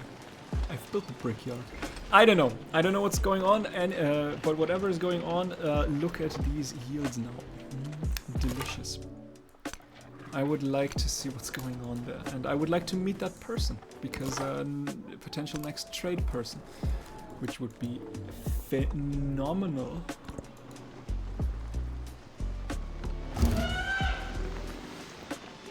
Your new Nagarika is ready to expand the reach of the Mauryan civilization with a new settlement, as with the first look for fertile land with good yields and close access to water. I would like to settle here. We could now boost some more support, but in 6 turns this power is friendly with us, and I might want to wait until I get 170 to maybe get Tyre going. And there is Hatshepsut. Yenek hur iuf ms Hatshepsut. Bera dejeset kenet. Yeah, okay. Let's wait a little longer. Again, I would like to keep my there is Waset. That is a wild and faraway settle. But I mean, I guess it's on a navigable river, and Egypt likes navigable rivers. Okay, we've gotten a... we love the council day. Could not get for construction towards buildings, but we are currently building our unit, so I think we'll just go for food.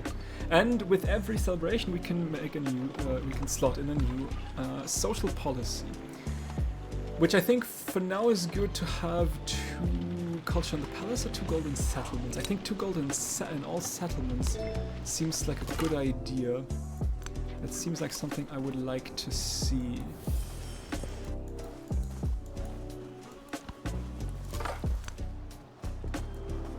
Great, lovely. And yeah, I should probably not let the settler be unguarded, but what's going to happen? Huh? Okay, I think now is the time we may want to go for some lumber mills. Is there a 1, 2, 3?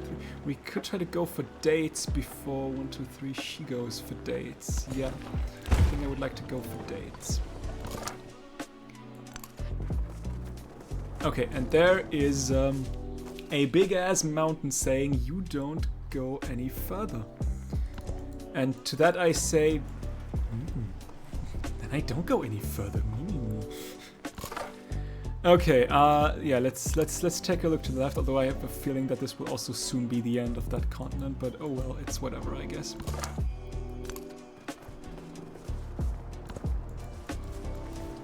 Merchant would be... He was the first to construct a wall, 80 miles in length, which was to separate the barbarians from the Romans. Hell yeah.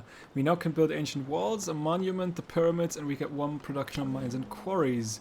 Happiness measures your people's satisfaction with you. Settlements send you excess happiness. After enough excess happiness has been accrued, you will earn a celebration.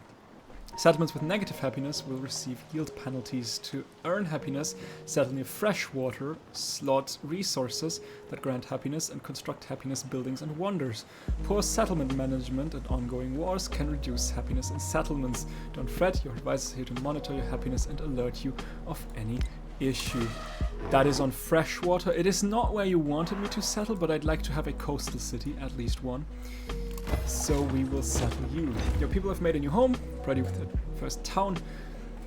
Like a city, food from the settlement allows you to expand to nearby tiles. However, buildings and units can only be purchased with gold.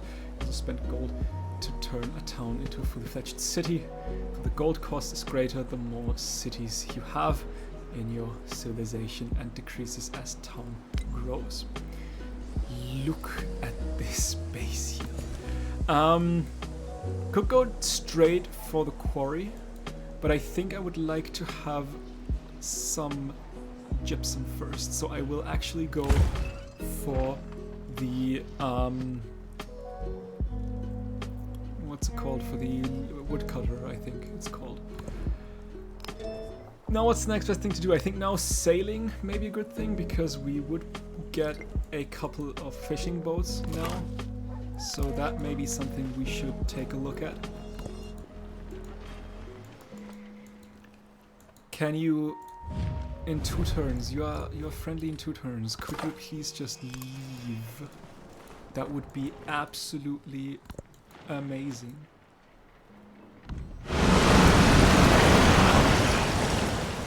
Yeah, I need to take a look. Give me some options. Audio. Voice probably not. Interface probably also not. Either cinematics or sound effects. I would go for cinematics. Let's turn them to 60. Okay, now what's the next best thing to do? Do we need to repair? We need to repair nothing right now. We could build a saw pit, we could build a monument, we could build a library, a granary, or we could also build the Great Stele or the Chakran. And I like to have some wonders.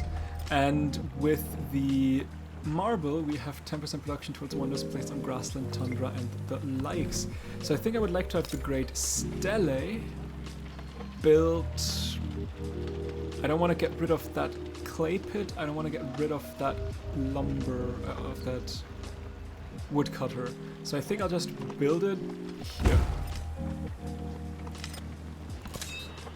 Okay, and another... That's an army commander.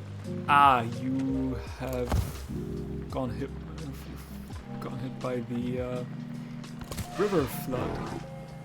I would like you to be in here as well before you get stolen away from me, which we do not want. Please just go.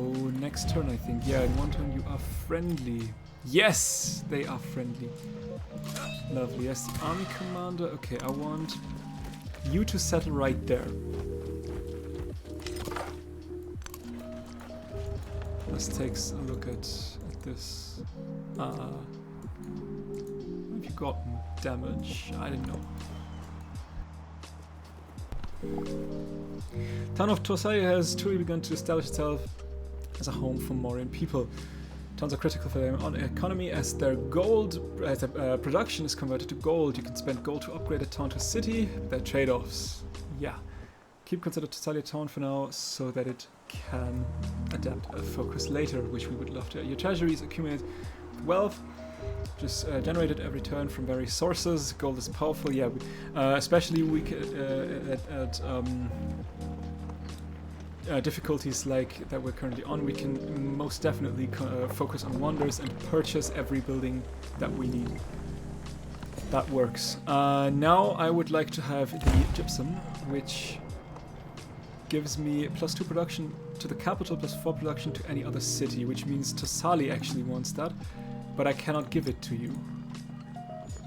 Why can I not give it to you? I don't know. Now I can give it to you. I don't know why I couldn't give it right now, but yeah, that is... no, that's cotton. Okay, I cannot. I don't know why I cannot give gypsum to... What can you give me? You need a... because it's a city resource or what? And not a bonus resource. That is wild. But anyway...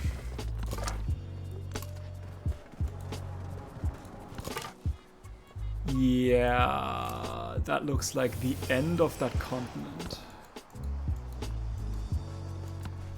The fair breeze blew. There's an enemy scout. You have earned your first leader attribute point. We've gotten a scientific attribute.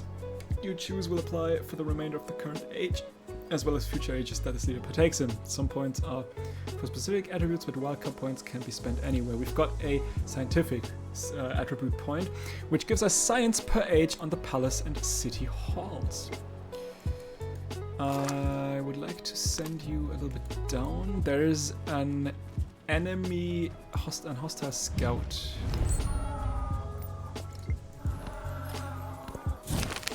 Progress marches on, driven by discovery. The people's thirst to know the workings of the world cannot be quenched. One scientific attribute point. That is where we got them. Good to know. What's the next best thing we want to get? Irrigation. We've gotten masonry. Currency maybe for the bank? Who knows? I think irrigation. One settlement limit. Yeah, that sounds like a good idea. And that is my army commander. We don't have yet. We don't have an army just yet though, so nothing much for us to do here. Aha! Frederick! Friedrich II. Hocherfreut, euch kennenzulernen. Ich bin ein Engel im Salon, aber ein Teufel auf dem Schlachtfeld.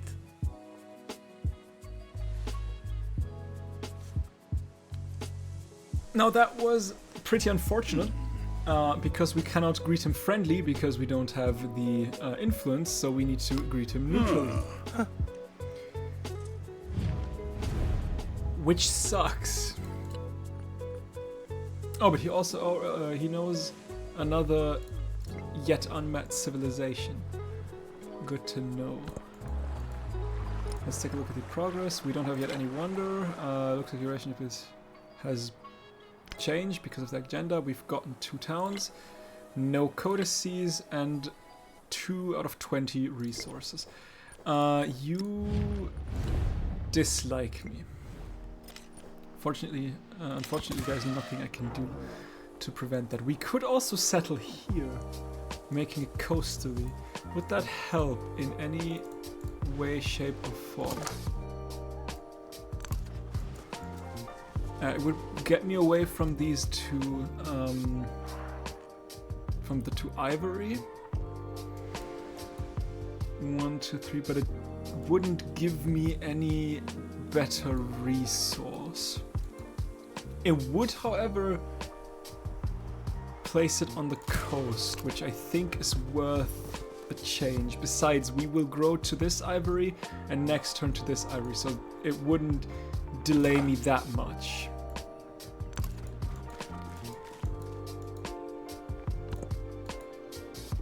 There dies 1, 2, 3. Yep. I think that was it. At least it sounded less loud. Yeah, let's place our next settlement, and that unlocked the Inca, because we have 3 settlements with at least 3 mountains each. I mean, you have yet 0 mountains, and you have 1 mountain, but I guess it's whatever. Anyway, we now have also ivory, 10% production towards wonders placed in tropical plains and desert terrain. Now the issue is that is grassland and neither tropical nor plains nor desert, but that is desert. So eventually at some point, okay, you know what, you need to stay away from that river.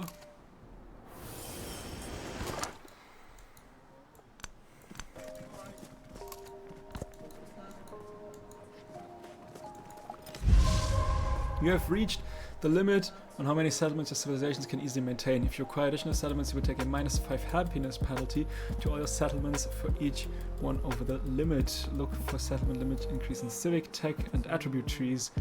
Yeah, not planning on growing any settlements anytime soon. Although I do think I will get another settlement cap pretty soon.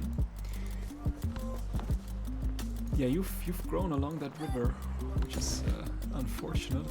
I think now we can go for the marble again, which hopefully does stack. I'm not entirely sure. Ah, yeah, there's a mountain. I forgot about that.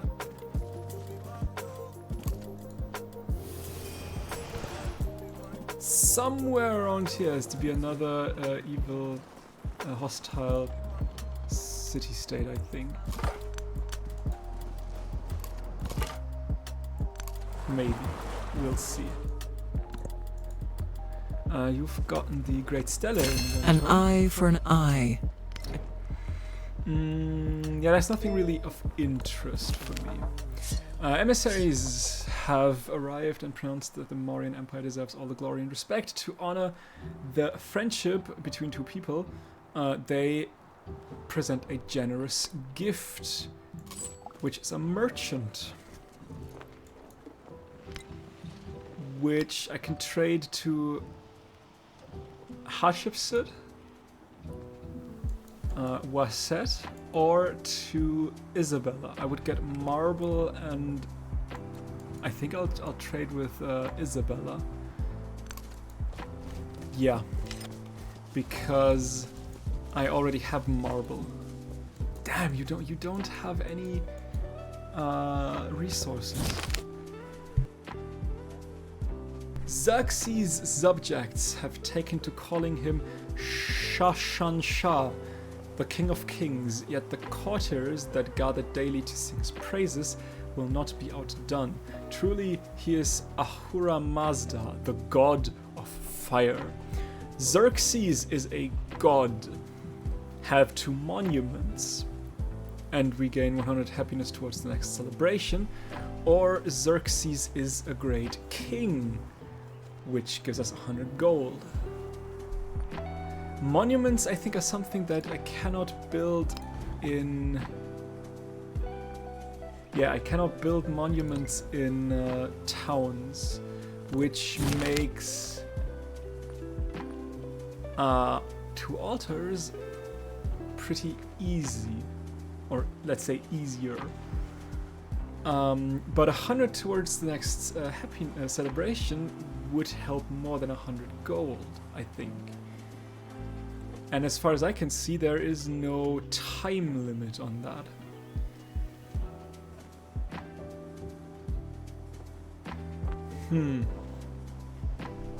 I mean, I already have 1 altar, and I could probably buy a second one in either of these cities. That's a tough decision.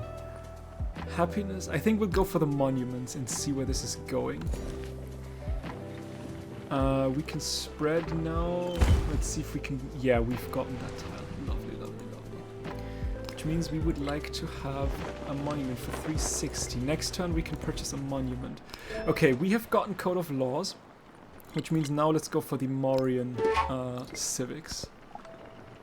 Waset, part of the Egyptian Empire, is overflowing with valuable commodities and to resources. Thriving markets are a sign of thriving societies. To strengthen, yeah, I would like to trade with someone else first.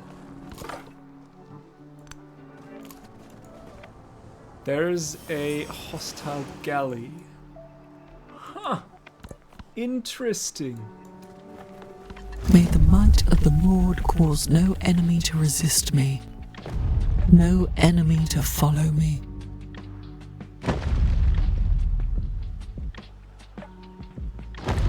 And there it is. The Great Stella now gives us 200 gold, I think, every time we finish a wonder in this. The essence of...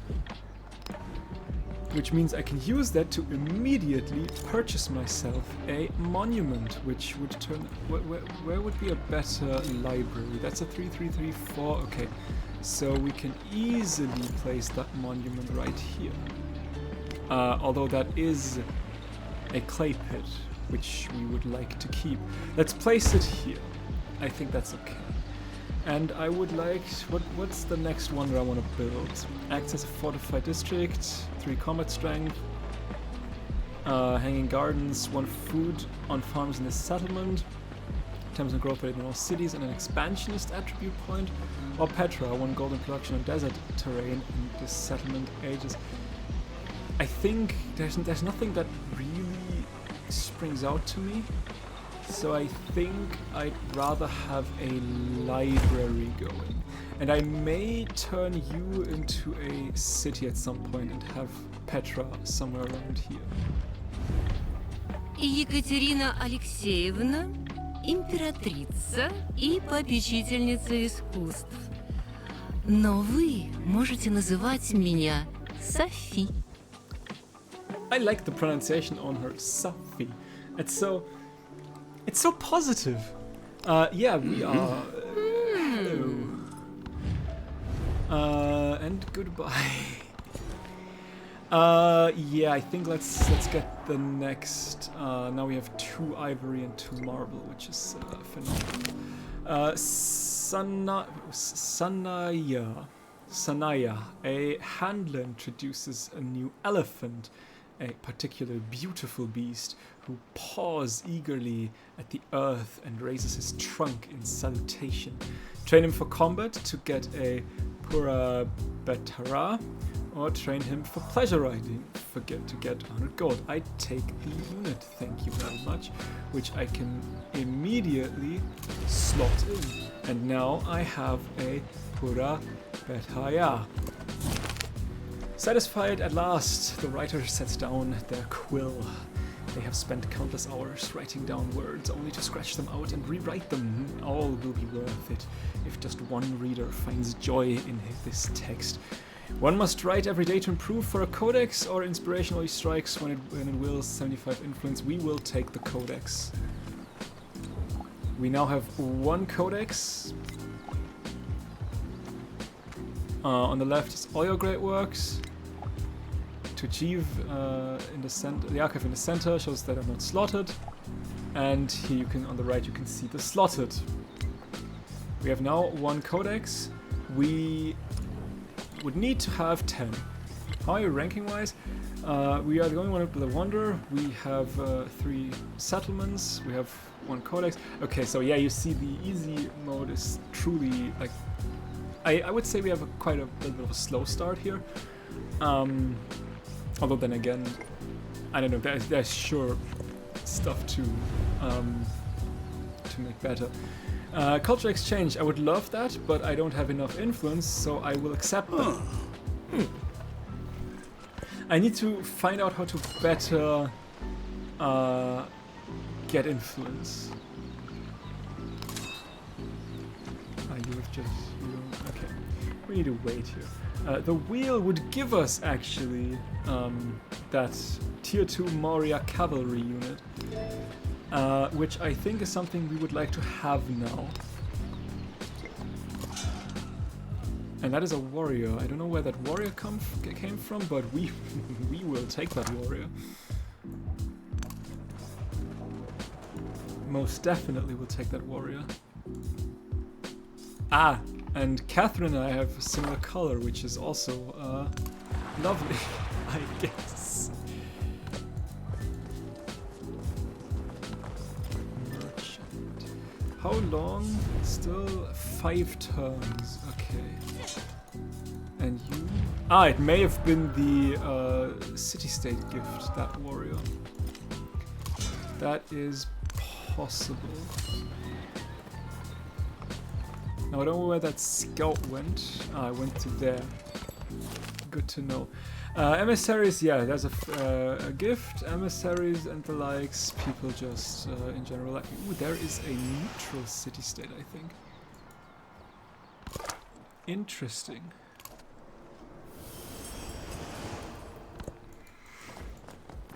And nothing else of interest here. That is a... Is that a camp? That's a camp. Boosting something with camps. Is there anything that gives me on camp? Clay pit mines, quarries, fishing boats, farms, pastures and plantations, production camps.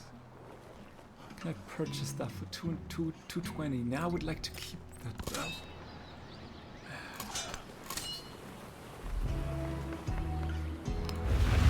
Okay, let's just gather in. There is no, you are an evil, hostile city-state.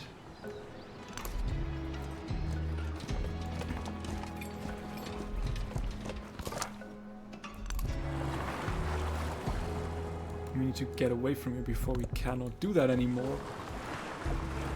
Do I need to be wary? Can merchants die? Merchant. Doesn't say so. I just hope I don't need to be way... Okay, I am gone. I understand. I would like to have that cave though. Okay, can we now? We cannot. Can we please attack? Why can we not attack that guy?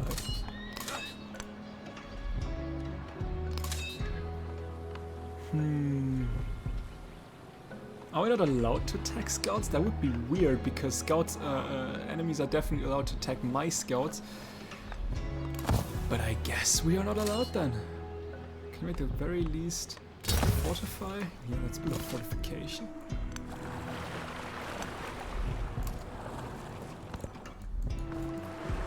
You are...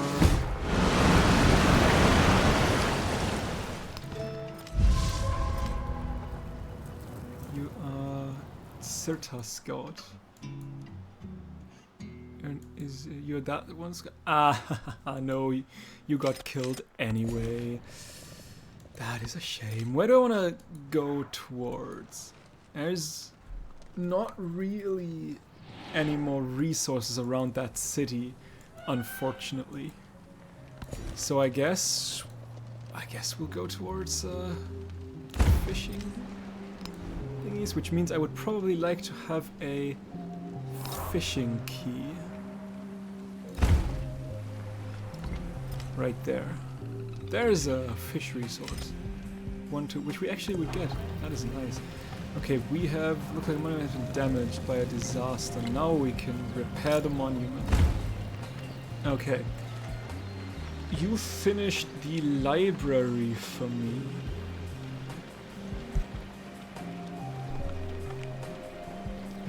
We could get another settler, which I think I would like to have. Truly no reason not to have another settler. Not quite sure where I'll settle them. Maybe up to the north, somewhere right here or so. You know what? You are a scout, you cannot do anything really, so I might as well scout out this northern area, because there is some wine, there is some wool, there is some iron, and we can now trade. Yes! Those who know true wisdom are one with... Trade route has been created. One of the trade routes will award a player who initiated a copy of each resource. In return, the other player receives gold every turn. You can now build the Vihara, a unique building. This building, yeah, is the unique building. I know. We've gotten iron and horses, so nothing we can actually slot in, which is really, really bad for our economic,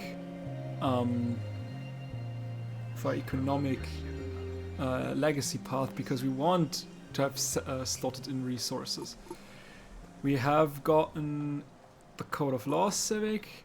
We've established a trade route, and now we need to trade with other civilizations, which means after you we could use another merchant. Where do I want to go with you? I think production or happiness. I think I'd like to go towards the gypsum and some more food and 3 happiness on science buildings, or 2 I think 2 influence per turn is actually a good thing for us to take now. And I would like to have the infantry units gain 3 combat strength and happen of military buildings. I don't really care about any of that, but the capstone skill civic seems to be quite good as well, so I'd like to get this one.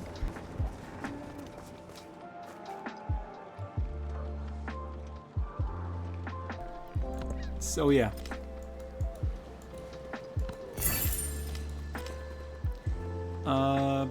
Action befriending Shanghai completed. Yeah, now we've gotten that. 25% progress has already been made towards completing this age. Isabella has become city-state of a new suzerain. Suzerain of a new city-state, should I rather say. Okay, we can now get a hill fort. Yeah, we that basically just said that I can get one of these bonuses. And I gain visibility of units, I can levy its resources, apparently, I don't know. And the bonus which I can take now. Either a hill fort, you could construct a hill fort, which provides 2 production, and it gives 1 site and 5 healing per turn to military units on the tile. Counts as a fortification, and 6 combat strength when defending, and must be built on rough terrain. You also take the Age of Heroes bonus, which means that commanders earn 50% experience, which would be absolutely helpful. I could get the flatbow with 1 combat strength to ranged and siege units for every city-state you're suzerain. I could get the Foederati, also training of the Foederati land unit, or the Marca, 1 combat strength to infantry units for every city-state. I think I'll take the Age of Heroes. Quicker level ups on commanders is a good thing to have. A sea of barracks. As citizens become soldiers, homes become barracks. The way of war is in every heart. And comfort is easily traded for utility. A military city is surely one that can never be felled. Give prime housing to the commanders, which gives me a free commander promotion, or the soldiers all have run of the city, which gives me a warrior. I think I'll take the commander promotion, because now I can promote that commander with initiative, which means units can move after unpacking from this commander, which in my opinion is insane. And we will immediately take that one. I'd also like to see what's going on there. Commander units gain experience. Yeah, that's what we already know. You've got a bunch of warriors, my friend.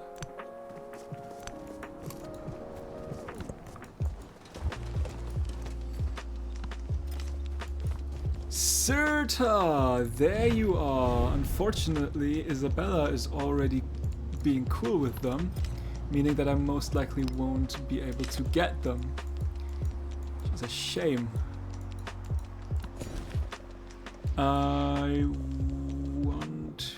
would like to go towards that fish.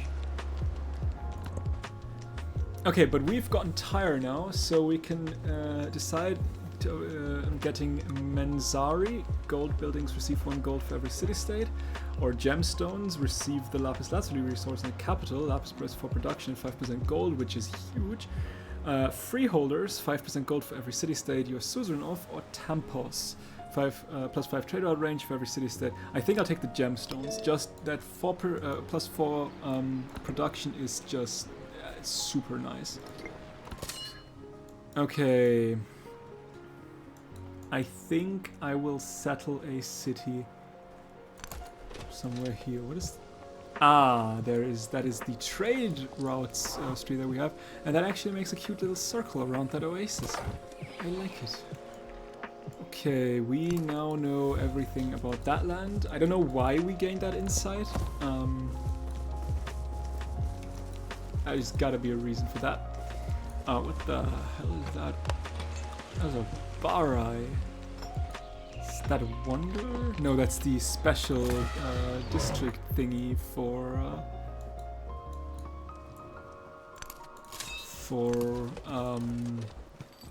the Khmer, I think. I haven't found a natural wonder just yet, which is a little bit of a shame. Okay, in 2 turns we've got another merchant. In 1 turn we've got another merchant coming. Now I wanna see something. Let's deploy an army.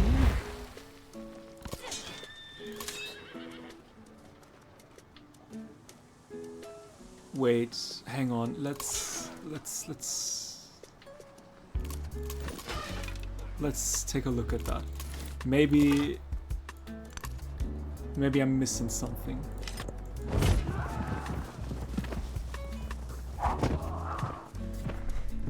Because Even a great carpenter does not abandon his string.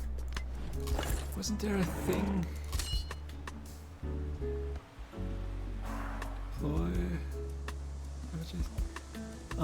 Coordinated attack, focus fire, scorched earth, defensive perimeter. Order all military units within command radius to build temporary fortifications. So if I were to deploy them, I mean, I could now say. Let me check that. We will wait that turn, and then we will find that out. We could go for. I think we should also go for bronze working now. Although the bank specialist limits. Yeah, let's take a look at specialists at that point now. Special units. 1 science for each adjacent wonder and 1 culture for each adjacent wonder. So that is like culture, and you are science. That is 3 science tile right there. It would unfortunately get rid of a 2 food 3 production tile, which is a shame. I like that tile quite a lot. But it would be a 1 gold 3 science, 1 culture, 3 happiness, and another gold, 2 culture, and another 3 happiness. Be a good tile. That would take us to 2 science.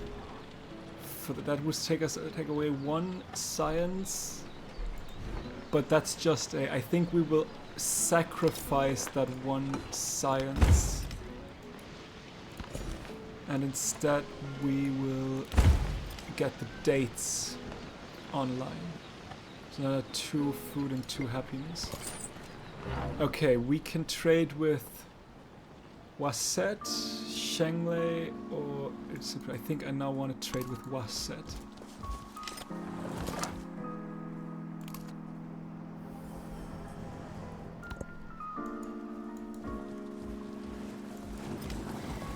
Yes.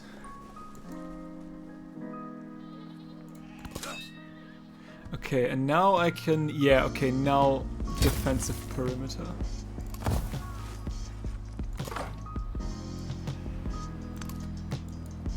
What the hell is that? La Venta. Don't I need to see you at that point? I'm literally next to your borders, my friend. Let's get these sheep going. Nope, that's not what I wanted. Yeah, sheep is 2 production, 2 happiness. You are 2 food to happiness, 2 food to production, 2 production to capital, 4 production to any other city. Which I cannot send anywhere other than the capital, unfortunately. Yeah, city resource. I need to make a city. I would like you to be a city, but it's just not yet the case. Hatshepsut has changed. What is... You've unlocked an espionage action. Espionage action taken secretly against other civilization. If all goes well, your target will know that the action has happened, but won't know who was responsible. Risky. They always have a chance of being revealed, and sometimes have a chance of failing altogether. If an espionage action is revealed, the target will know that you were behind the action. You will receive a penalty to your influence. To maintain secrecy, espionage actions take time and care to complete. Unlike other diplomatic actions, espionage actions have an ongoing influence cost that you must maintain, or else they fail. If you suspect that someone might be targeting you with an espionage action, you can use the counter-spy action against them to thwart their plans. Which means we can now military infiltration. Gain vision of all the target's colonies. Yeah, I don't really care about that one. I would love to have some open markets with you. Have a minor trade with another leader, except you will receive 4 gold per turn. Another leader receives 2. Supported both leaders receive 6. Relationship, if accepted, 5. Relationship change if supported. That would be phenomenal. Can I take another city-state with my influence?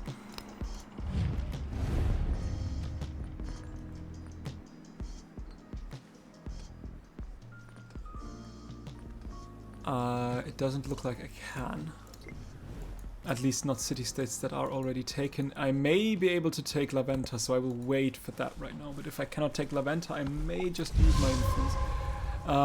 The town of Suami has grown enough to focus. Focus towns will generate extra yield and other benefits, but be careful, towns can only focus once and are locked into their decision for the rest of the age. As far as I'm concerned, it's not exactly like that. You can turn the focus off again and the same focus on again. You just can't turn the focus off and another focus on. While town has a chosen focus active, it will stop growing and instead send all of its food to cities it's connected to. City and town are connected if there's a road directly between them, or if they are both coastal on the same continent.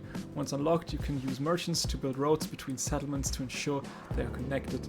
The town can continue to grow even after you've chosen a focus by switching between your focus and the growing town option. And you are the one that could take a focus, which you would be a great fishing town. Now, I kind of want to still continue to grow you, but the thing is, I don't know for how long. I haven't yet figured out how long you want to grow a town before you want to stop grow that town. But I think at the very least, I'd like to have a couple more fishing boats.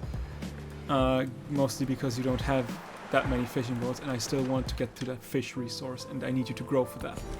Speaking of growing, let's grow. Okay, can I now La Venta? Okay, unfortunately you are also already done, which means I would like to have... Right, you, how about improve trade relations? No, I don't know. Except that permanently increase the number of trade routes you can establish with the other civilization by 1. Except that the target receives gold, lasts for 0 turns. Open market maybe? Do you? I don't think you have anything more for me to trade, at least not now that I can see, so I would like to have some open markets. I support, which means supported both leaders receive 6 gold per turn. Great. And what about you? You're already running an instance of this single instance diplomatic action with her. So yeah, I could make a cultural exchange with you. Is that a smart move? what's the best. I mean, it doesn't really matter. The culture is all the same. I support. Yes, another culture. So we gain 6 culture from that, which is nice. Fortifications completed. Okay, so that Preserve works. the health of the healthy and break the cause of disease. That works, but given that he has the initiative promotion, it's, well, basically useless. So as opening markets, hell yeah. We'll take that. We have nothing else to do with influence anymore. And I will take the Vuam, or whatever it's called. Can now build the Marian unique quarter. Yes, yes, yes. Building already exists, and I think it's here, yeah. Which means let's also place down you, which makes that at Darmstadt and then the Hara both in progress, turning that into my special quarter, hopefully pretty soon.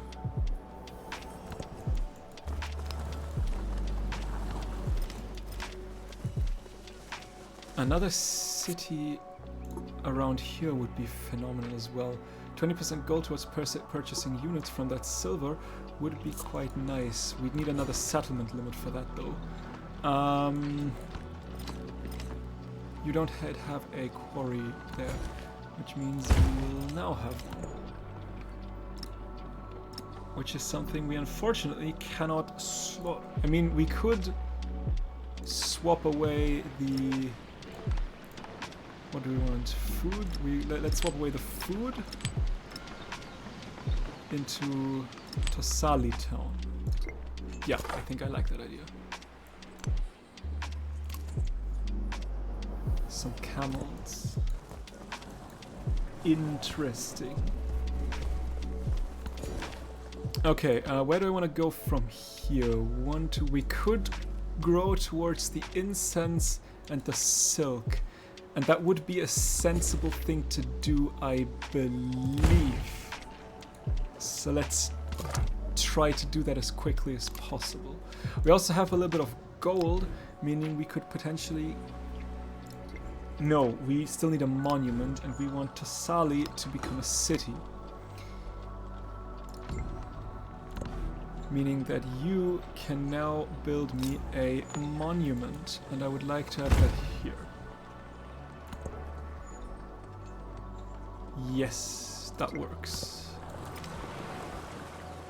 Catherine has declared war on Friedrich. Okay, where do I want to grow from here? There is no resource I can get, so either a clay pit... I mean, we don't have a saw pit just yet. We'd like to have that one as well at some point. Because it's only farms or fish boats or saw pits that we can make.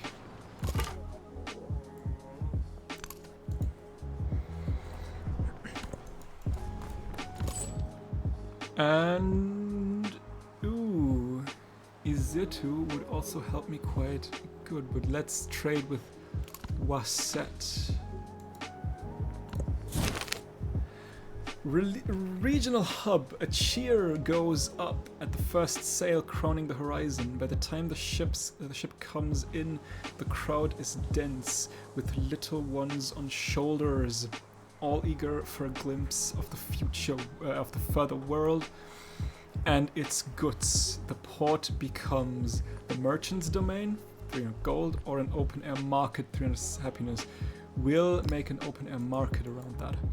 And just to get a little bit of a scale of how big that game is, we have overstepped the 2-hour 11-minute streaming time, which around at that time in a Civ 6 stream we would probably enter the industrial era, and I would call it a day. We are 30% in the first of 3 ages. So yeah, that is huge. And we've got a milestone. We now have 1, 2, 3, 4, 5, 6, 7 or 8. either 7 or 8, depending on that, if that counts them. That probably doesn't count, so 1, 2, 3, 4, 5, 6, 7. Continue. You've achieved your first milestone on a legacy path. The first time a milestone is completed by any civilization, the age progress meter increases. When the age progress meter is full, the age will end and players will enter an age transition. Additionally, every milestone grants legacy points to any civilization that completes it. There are 4 types of legacy points, 1 for each legacy path, which can be used during age transition to choose which legacies you want to carry forward into the next age. Which, for me, would hopefully be the Silk Road's legacy path and the Science legacy path. We'd need more codices for that. Military, probably not, although maybe 2 more towns should be doable potentially, but we're not planning on conquering anything. And cultural as well. Wonders should hopefully also be a thing that we could do, meaning that Pataliputra should probably start purchasing wonders pretty soon. We have a new celebration, and we would like to... Food? No, I think now production towards buildings. And cultural happiness and science buildings, 1 gold for every 5 surplus happiness. So 7 gold. Yeah, we would like to have that. I wish there was a auto-explore option. Mesa Verde. Mesa Verde has not been taken just yet, so we could actually take a hold of Mesa Verde, which would be... When I was young, I thought that money was... Age progress. Increase small amount every turn, but will also increase by large amounts when milestones. A future tech or civics research.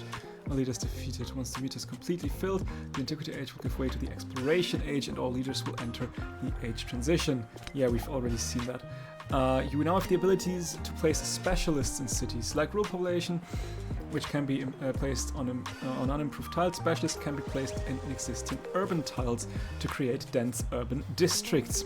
Be careful, specialists increase science, culture, and other yields, but also increase the happiness and food needed by the settlement. It may be best to wait to place specialists until the rural tiles become less desirable. Beasts of Clay. The Matha Quarter is completed, and outside the temple, artisans flock to sell their wares. While children delight in the selection of terracotta animal figurines, the priests say only goods of sacred intention should be sold in the area. Matha should welcome children, or secular art should not be sold. Culture or happiness, I think I'd like to go for the happiness. I would also like to master some stuff. Let's get another codice. Let's get the writing mastery and then the currency mastery to get some more codices. You have finished your unique quarter, which looks like so. There is even a little wagon. That is a very, very cute unique quarter. I like it. Hey, I had a great time watching the stream and can't wait for the next. Well, I am glad you had a good time watching the stream.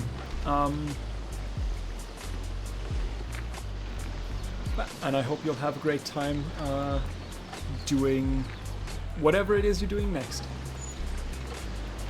Okay, I think I want a couple of more wonders now, and I think the Hanging Gardens actually sound pretty nice. Which also means I want to take a look at what I can purchase. A saw pit especially would be great. There's a library in it. Let's purchase the saw pit right here, making all of my lumber mill tiles or woodcutter tiles a little bit better. Is there anyone attacking me?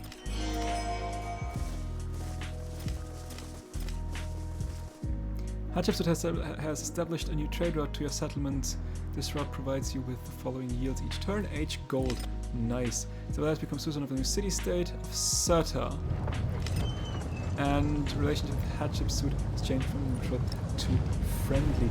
I want to wait a couple of turns until I can get Mesa Verde on my side. So yeah, we'll wait. For those who are born, death is certain. And for those who are dead, birth is certain. Infantry and cavalry units gain 3 combat strength when adjacent to each other, and 4 happiness on military buildings. Nice. There is now another fish boat. And I want to go to there. Yes. And if it at some point grows a little bit more, we can get the incense and the silk. Is there anything I want to... No, I don't have money. Another trader would also be quite nice, wouldn't it? I think I can trade a little bit. I'd like to take the last civic of the Mauryan civics for 10% yields in all settlements not founded by you, which is none, but also for another settlement limit, 1 science for every 5 surplus of happiness, and the Sanchi Stupa. So let's go for that. Okay, we are actually now full.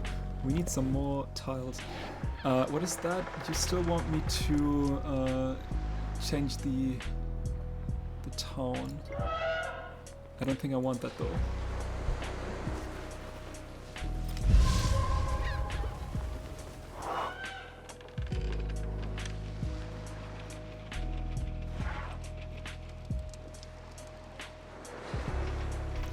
Alright, I think that's just a volcano has erupted and the agenda of Hatshepsut has changed the relationship.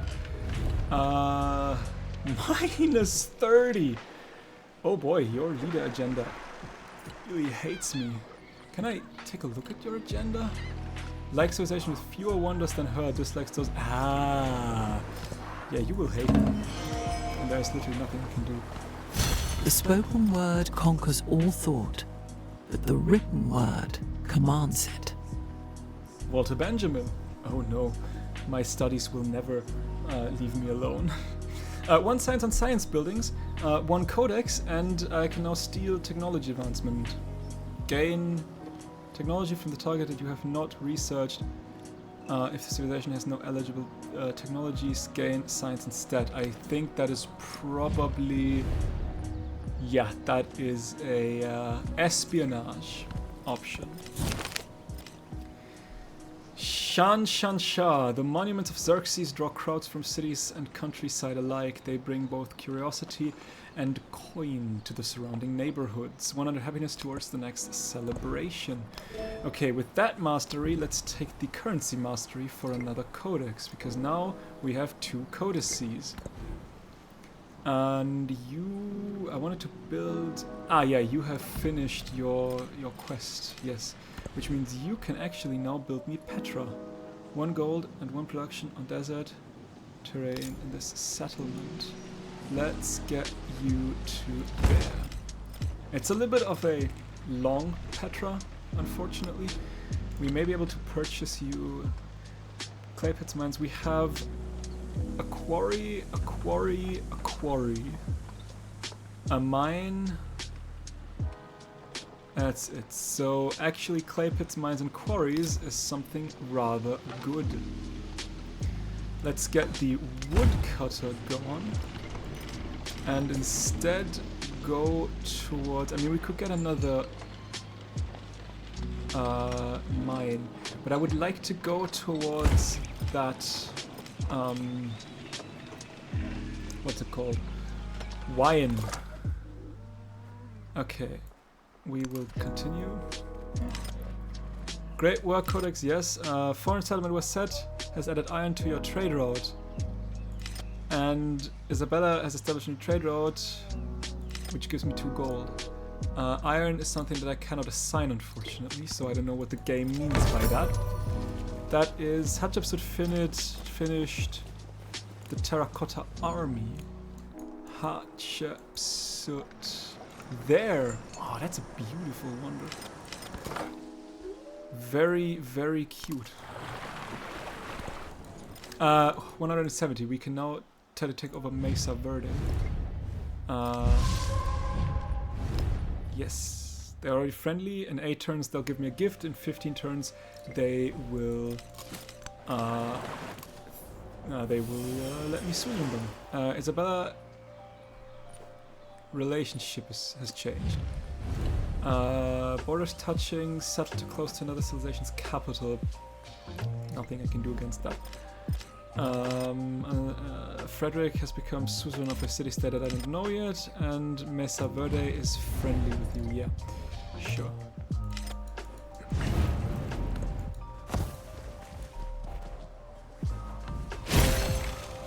Another milestone. That is the second world wonder, so that means I The canal water gushes from above into the gardens. Fragrance pervades the walkways. Streams of water as numerous as the stars of heaven flow in the pleasure garden.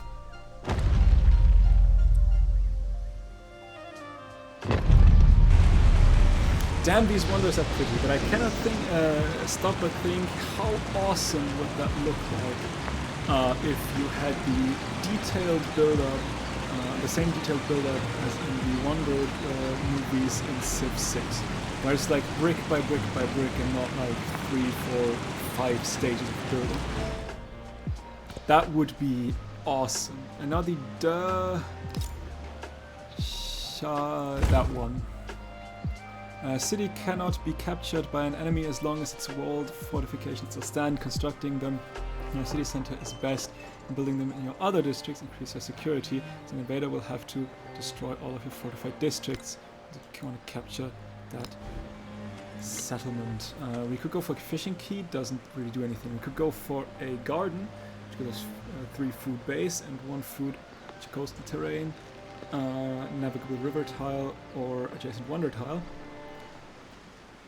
Which is an antiquity food building, which will turn. The granary is still ageless though, which is something we might want to have.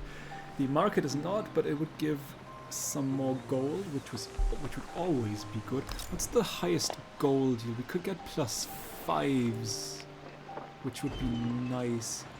60 gold per turn, which means in a couple of turns you could purchase the villa. Give us happiness and influence. We might want to wait a couple of turns to purchase the villa, because that would give us happiness and influence.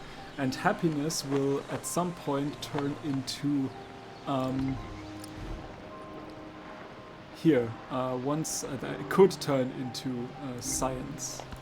We've gotten an expansionist. So 25% toward production towards training settlers, an expansionist attribute point. I guess we'll take that.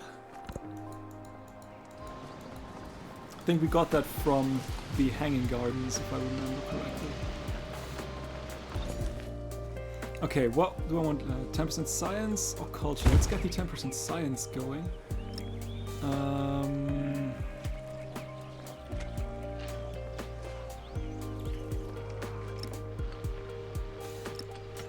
Why can't we only put that into that city, though?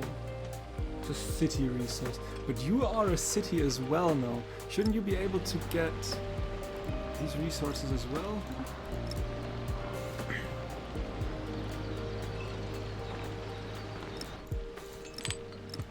Yes, you are. Okay, 10% science. Let's get the... Let's get you... Yeah, that's good. Okay, wait, let's hang on.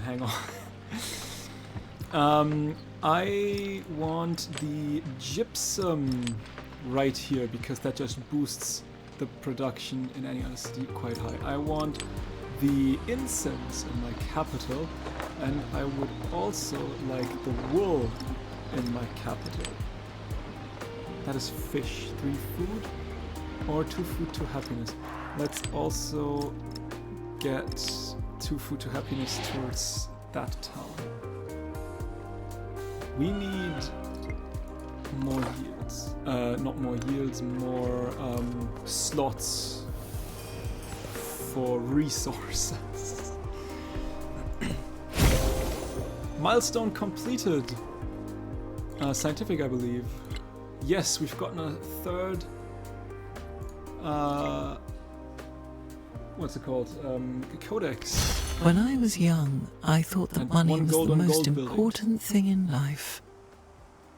Now that I am old, I know that it is. Funny. Okay, that is the codex gone. Masonry gives me combat strength for fortified districts and production buildings. Wheel gives me another codex. Let's go for another codex then, I guess. We like some more codex. And building towards constructing buildings. Does that include wonder? It probably doesn't include wonders. So I guess we will go for food. And to culture and palace, happiness in science buildings, happiness in military buildings. No, let's go for the culture for now. And switch later.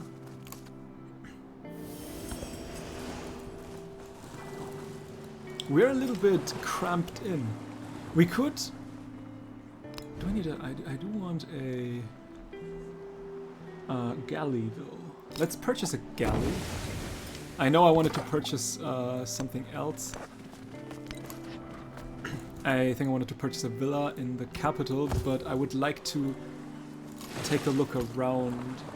In the calm darkness of moonless nights, in the lone glare of day, the snows descend upon that mountain.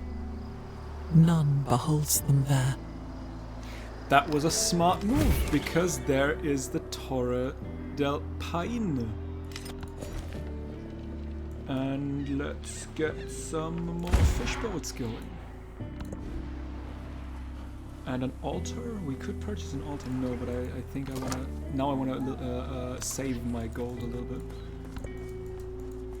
But settling a city somewhere around here suddenly seems like a smart move.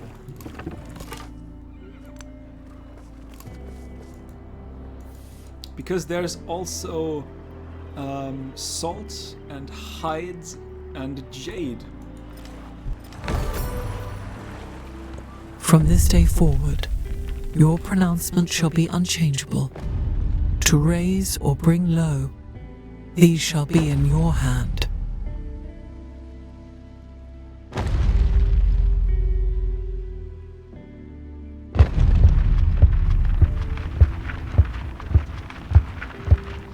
What I like are these little like drums, this little boom, each step of the building. That really Even a great carpenter does not abandon his string. And another codex. Newly finished fortifications have brought much needed protection to the city of Dursham. Increased the district's health by 100 and grants 15 to defense. Okay, great.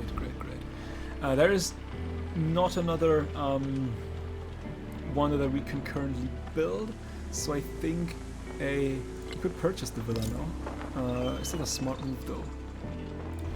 We should also probably build some ancient walls. Let's build some ancient walls, I guess, to make that a little bit better. Combat strength, production buildings, probably something that we would like to have. There's another codex hidden in there in navigation, and a lighthouse, and another wonder. But I think bronze working as well should be a good thing to do. Our various minds have produced a new codex, but what use wisdom if no one can see? I suggest building a library or academy, which means actually a library right here would be a rather good idea, because now we can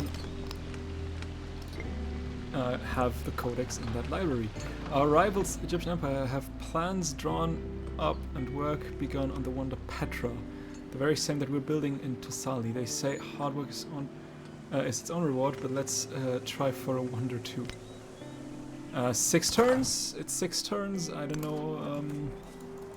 Can I do anything against it? I guess I can purchase probably a little bit some other stuff. Fishing key, not really. A saw pit. We don't really have camps or woodcutters here just now. I think there's nothing else. There's nothing I can really do. Maybe a granary. Some food could be helpful. But yeah, I'm not quite sure. Where are they building that one? Who is that? shit, I forgot. It was right. There is the pyramids, who were just finished. Hatshepsut has committed a milestone. Yep. Hatshepsut has declared on Frederick. There is Petra. They have the mountain and it's just started, and I have not much. Ha! Interesting.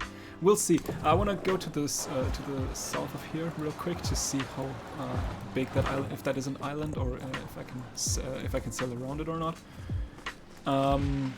Test a servant in duty, a relative in difficulty, a friend in adversity, and a wife in misfortune. Okay, let's get the culture in the palace outside, and let's get 1 science for every 5 surplus happiness, which should give us almost 8 extra science, right? Nope. Okay, that didn't work the way I wanted it to work, but it's whatever, I guess. Anyway, they are now have sent an emissary. Among the Moria, 2 methods of storytelling compete in popularity. Scribes narrate epics through ink, and sculptors chisel narrative into stone. The scribe captured the tale of Mauryan triumph. Militaristic attribute point. Scientific attribute point. Yes, please. We've got already 1 science per age on the palace and city halls, and we now can either get 15% production towards constructing buildings, or 25% science towards researching tech masteries, which I would like to take because I'm about to research a couple of tech masteries. So now we have finished our Mauryan civic tree, so we can now take a look back at the normal civic tree, which would give us Gate of All. That's the Gate of All Nation that I was telling earlier today, to support on all wars. Yeah, if you're playing a militaristic game, that is pretty handy. Mundo Perdido, 1 happiness, 1 science on tropical terrain in this settlement. I don't think I have that much tropical terrain. Public life, city guard, 3 combat strength on fortified districts, and the oracle. The mastery of code of laws gives me ethics, 1 culture from specialists. Emil Bell, gain a unique diplomat endeavor called Ginseng Agreement. That is my unique, I guess. And another spy mission. Tactics gives me the Terracotta Army, which has already been built. Citizenship gives me 25% food in towns and 50% production towards constructing culture buildings, if I were to take that. The Weijiang Palace, which gives me 6 influence, just base, which is nice actually. And the Cultural Festival continues to generate culture equal to 25% prestige production, same as the science.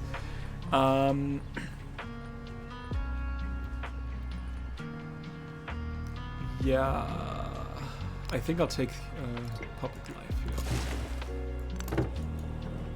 And we now can actually, hopefully, purchase another. We cannot. Maybe not in that town, but maybe here. We can purchase a. Can we not? Priority, Ballista, Slinger, Warrior, Merchant, Scout. Can we just produce these things? Apparently we can just produce these things. Okay, which means after the walls, I want to have a special settler.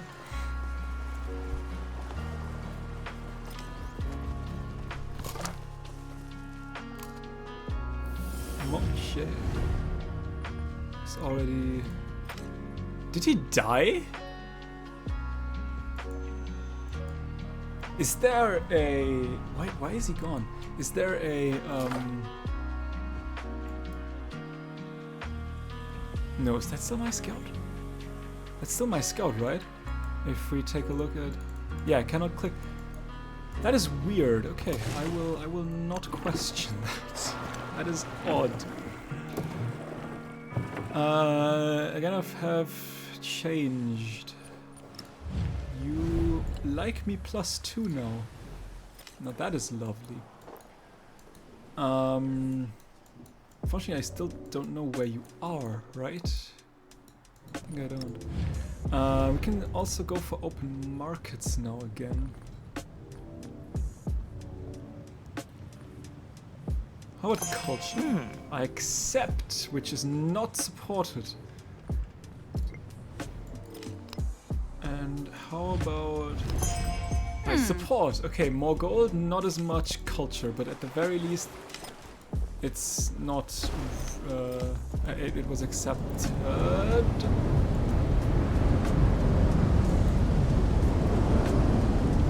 Ouch! Run! Okay, but that in fact is one island, which means I need to figure out where I want to settle that later on. Yeah, okay, you are still there.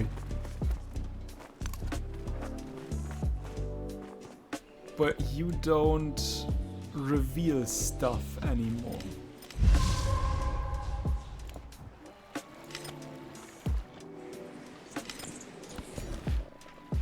Okay, let's also get the silk going. Just 10% culture. Happiness, food and production, production and happiness, science. Let's get the production and happiness away.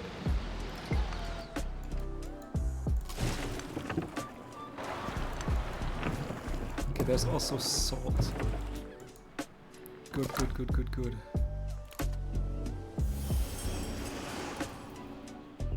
I'm not sure what's that supposed to mean. That's He odd. heard these That horrors feels and his wrong spirit also. stirred. And What's the next thing? Let's get the masteries. Let's catch up with a little bit of mastery here. Let's build up a watch post, I think. And there's pearls. So there's, I think, at the very least 2 settlements right on that little island.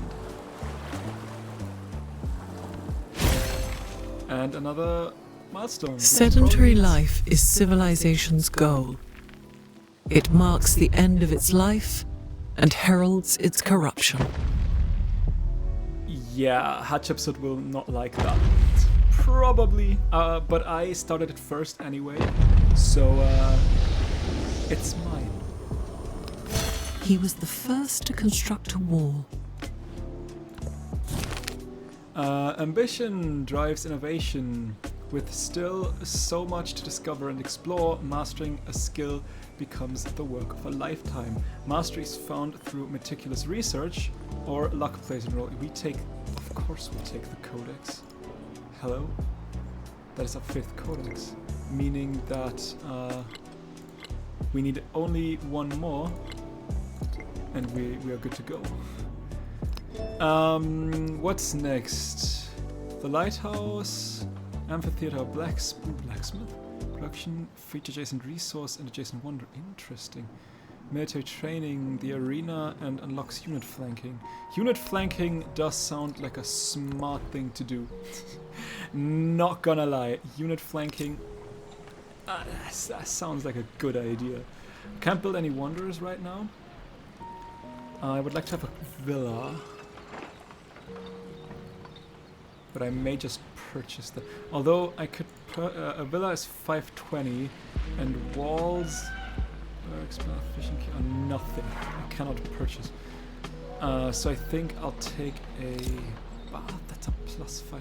Yeah, let's get the bath going, and let's get ancient walls going as well. You have finished the oracle, which means the Damshara is probably the next, the unique quarter is probably the next best thing to do. And with the settler, where do I want to settle? Unfortunately, nothing here has fresh water. 1, 2, 3, 1, 2, 3, 1, 2, 1, 2, 1, 2, 3. Okay, I can actually settle one city and gain all the resources I would like from that settlement, which probably will make that my 3rd city. Nothing has fresh water, sadly.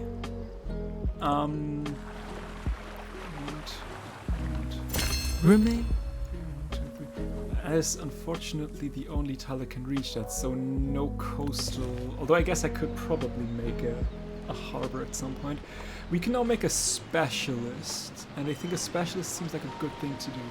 0.5, 2, 2, minus 2, and that's all minus 2. So you are 3, 2, which means you are better than you. You are 3, 4. You are 4 and 3.5. Yeah, I think that will be the specialist. Citizenship? I don't know. Code of Laws upgrade? Let's get some wonders going.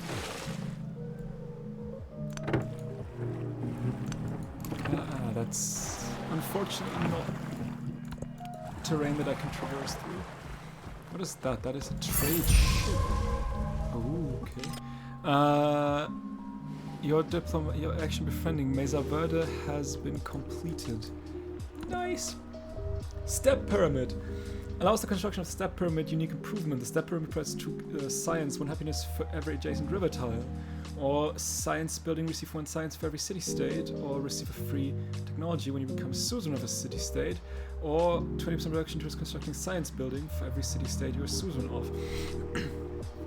I'd like Philosopher's Circle. I think that sounds like a good idea.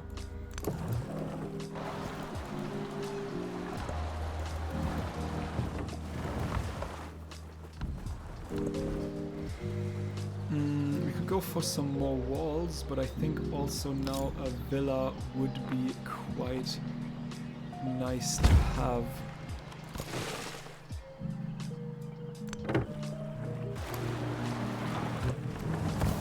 I was about to say, why did you get damaged? But then I remembered There the is another category world, 4 hurricane that you just but ate. it is in this one.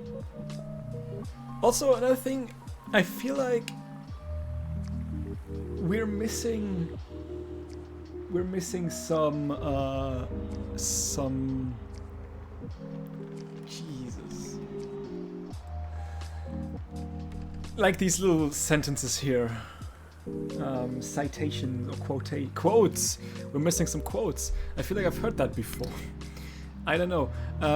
Friendly to neutral. Agenda have Hatshepsut. She now has a minus 40 leader agenda. Then how about, can we improve some trade relations?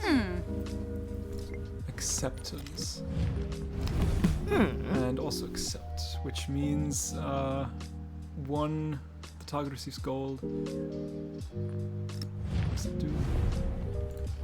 I probably can't do that anymore. I don't have the amount of diplomatic influence. Let's also get that mastery. We'd like to have some more wonders.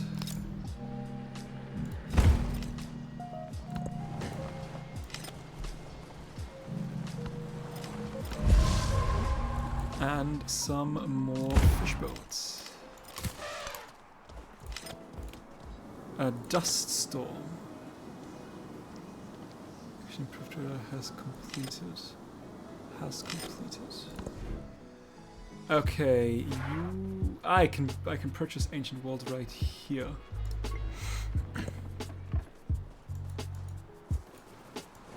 I should probably Do nothing. Oh yeah, I should probably turn you into a fishing town now. That's a thing that we should most likely do.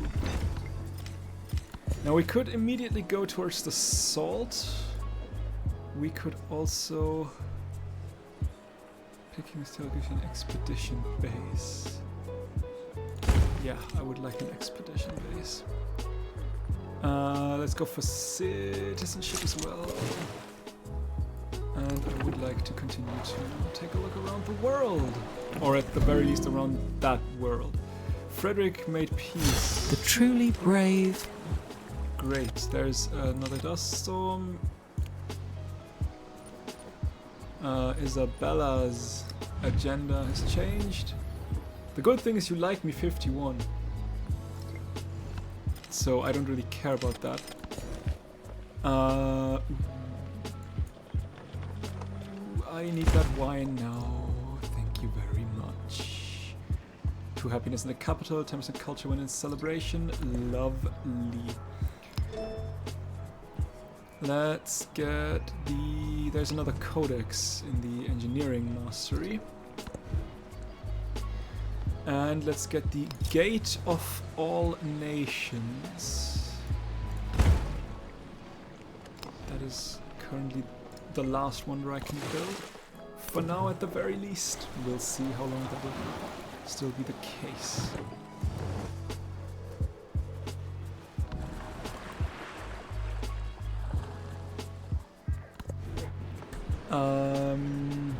Yeah, you can, for example, you can build the Oracle, which we immediately want to do. That is potentially, if we can get them, 2 more wonders towards our wonder victory, which means 1 more wonder and we have a golden age in that legacy path.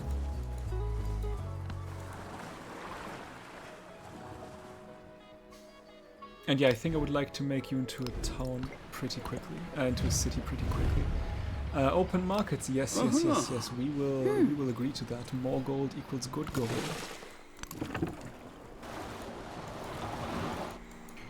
Now I'm using that ship as well because where is?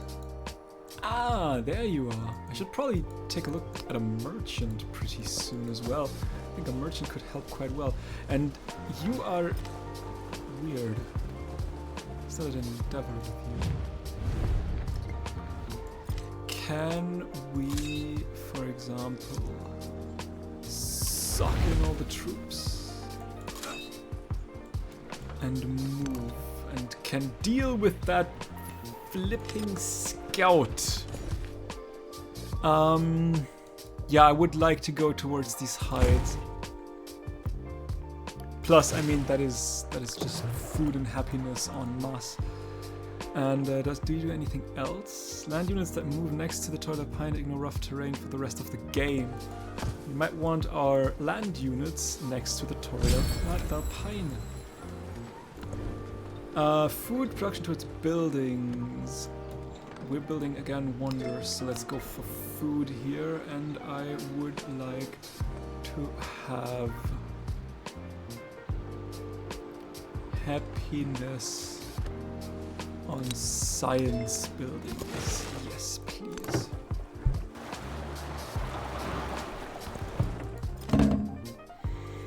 Wasset has added gold to your trade route, and you can assign the resource. Iron part of the Amp is overflowing with valuable commodities and 1 resource. Yeah, I need a merchant, I know that, but I think I can... Oh, now I can purchase my unique settler. Maybe I really was just blind. Perfection is achieved, not when there is nothing more to add, but when there is nothing left to take away. Absolutely. Shanglei. Actually important. Where is Shanglei? Shanglei is down there. Do not mind if I do.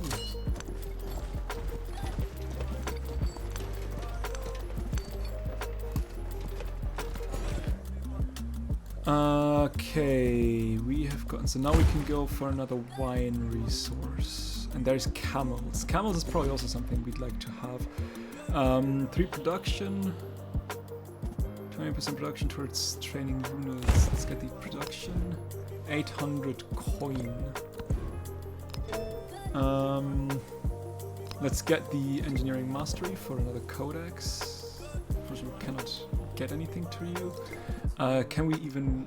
We can, as of right now, not even use that codex. So maybe we will research navigation for the Hamonga Maui, the lighthouse and the quadrireme, plus the mastery also gives me a codex. I would like to have ancient walls with you.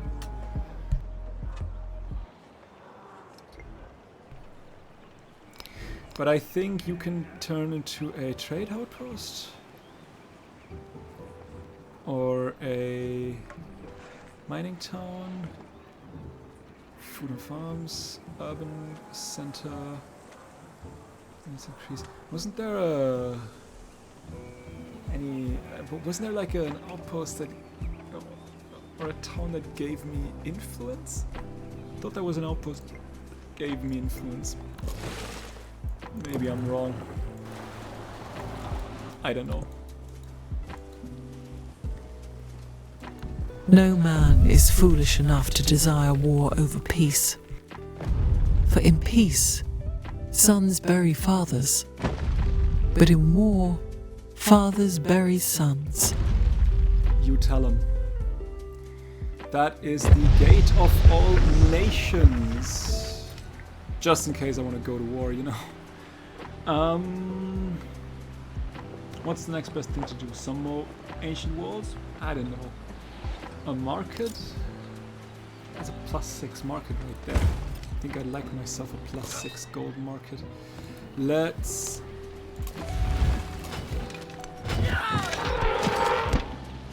Okay, I can attack. I don't know why I couldn't attack outside the great... not general. The army commander. Hatshepsut. He really wants to dislike me. After the assembly gathered, the elders gave their answer. Yes.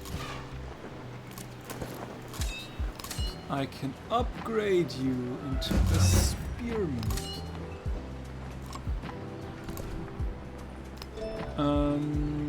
What's the next thing we want to have? Let's go for the mastery of Code of Laws.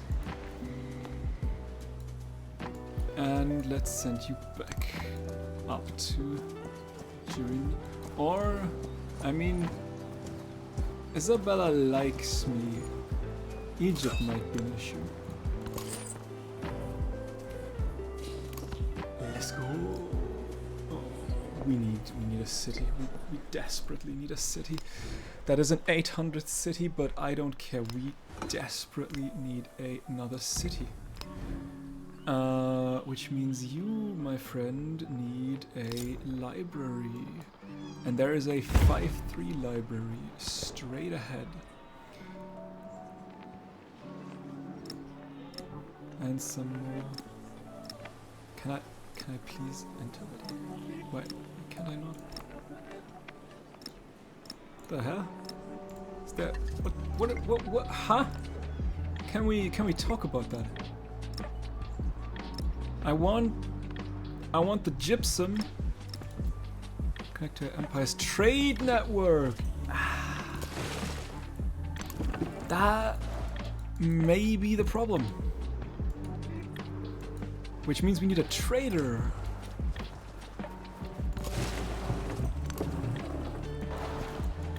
Up there.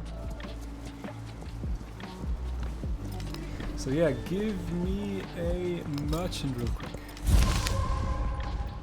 Councilors enjoy a raucous evening of proposals and counter-proposals for how to allocate the lucky surplus from a recent economic boom. Invest in the town's infrastructure for 150 science, or invest in local festivals for 150 culture. Infrastructure. Ships at a distance.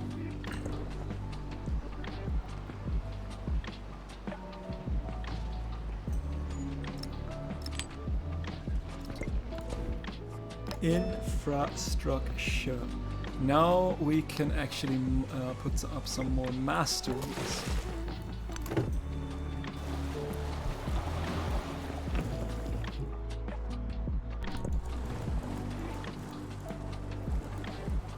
While you An eye for an eye. continue your library here and your growth. And we could go for tactics. And organized military. Having one settlement limit actually doesn't sound too bad. The thing is, I think there's not much. I mean, I could ask for open borders, but I think I'd rather have you back. Let's...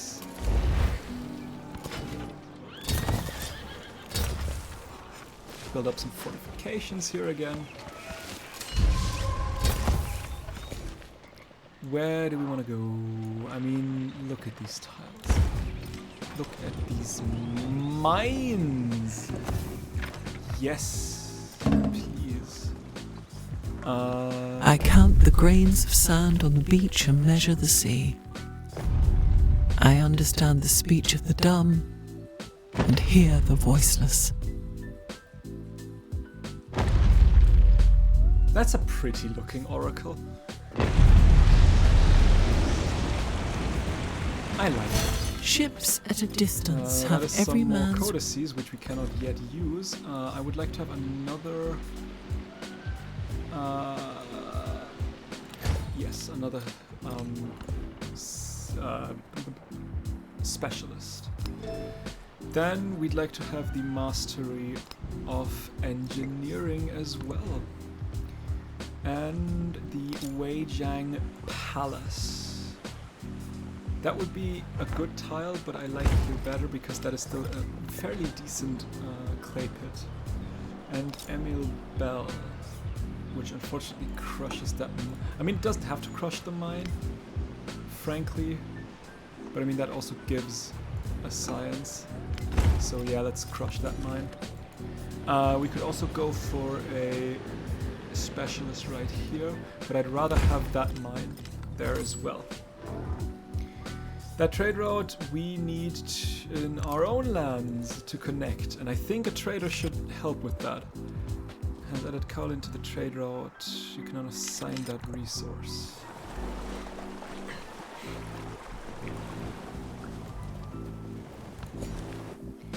And let's also get the salt going, which we cannot yet assign either. Is there... No, that's... although mathematics... Mathematics has the academy, so we know what we're going to research after that. Those who delight to attack and... Yeah, those who, you know, I am delightfully attacking. Literacy gives me the Nalanda. Game 1 Codex has 2 Codex slots. Don't mind if I do. We would get the Mausoleum of Theodoric, but I think I'd like the Nalanda first.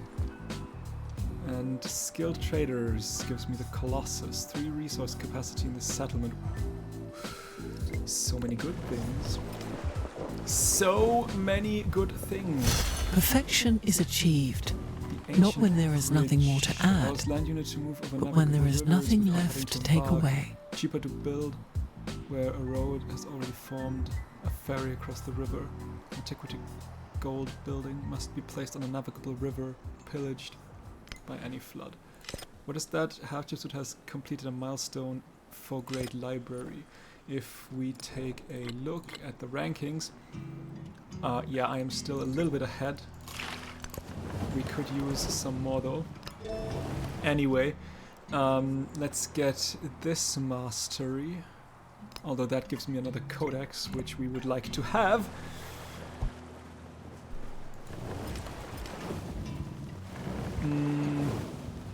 Open markets has been done. Hatshepsut has changed the relations. We are slowly but steadily getting worse and worse. Okay, can we build road to settlement? I need a harbor here, don't I? Can only be built roads from a friendly urban tile. And I cannot build a road. No settlement within range that needs... Okay, let's... You just stay here and I'll figure something out. Frederick had a milestone. Influence is squandered when hoarded. I'm currently hoarding influence. That is actually a good shout. How about some cosmic exchange? I reject. Yikes. How about some open markets? I support.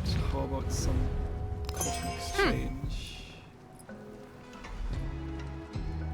I don't even know if you rejected that or not. How about accept? Accept. And you know what? Accept. Good, good, good, good, good, good, good. Okay, now we are not wasting and hoarding. The truly stuff. brave never boast. Okay, more codices. We can finally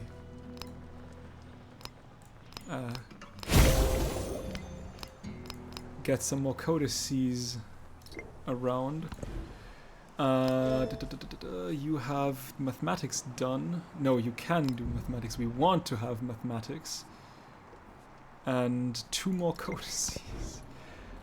Villa, saw pit, monument, market, granary, garden, breakout, barracks.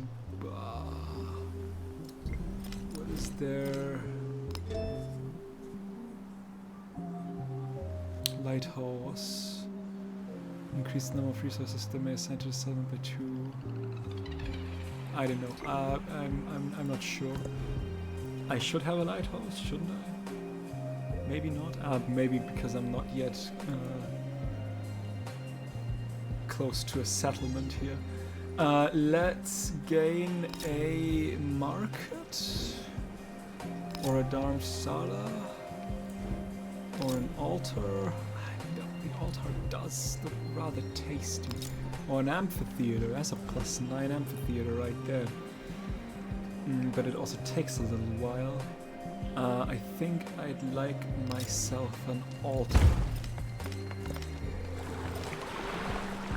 It's another codex.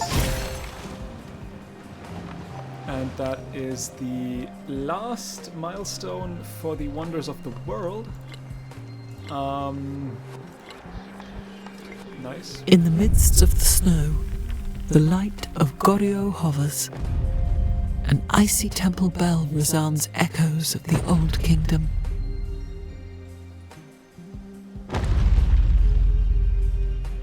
I gotta admit I've forgotten what that does. Legacy Path, Wonders of the Ancient World. You've built 7 wonders as you completed the Wonders of the Ancient World Culture Legacy Path. Yeah, I know. You've met a stranger from a small independent encampment called Goryeo. Units from encampments will raid and pillage nearby settlements as they are always hostile and cannot become friendly.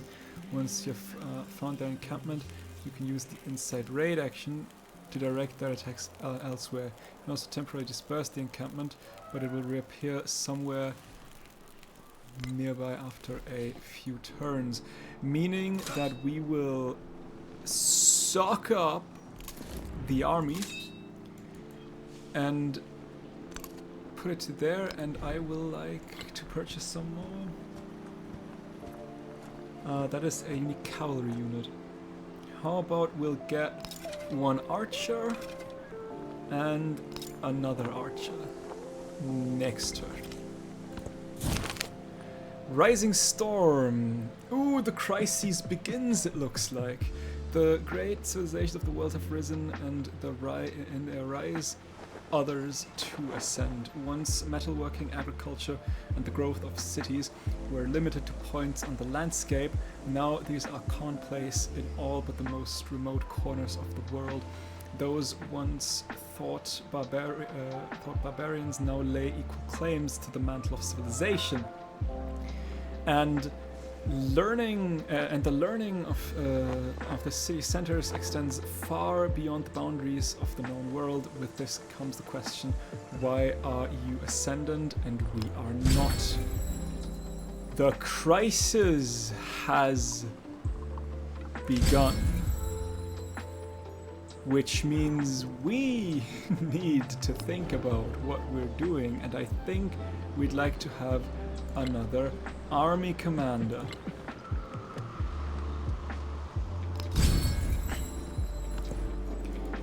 We also like to have some more food and crisis policies.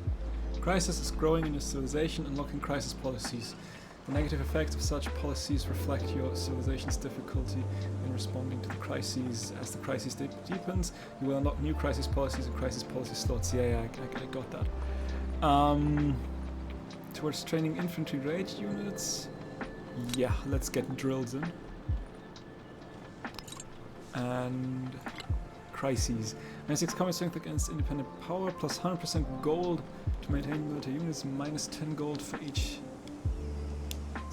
city-state you're suited of. Is that 10 gold per turn? To maintain military units. Ooh. Let's get the inferior tactics in. I would like to keep my gold. 1 influence per age in the palace. Yeah.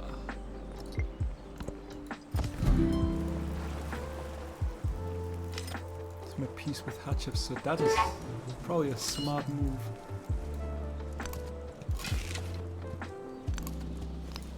I would also like to purchase a second archer.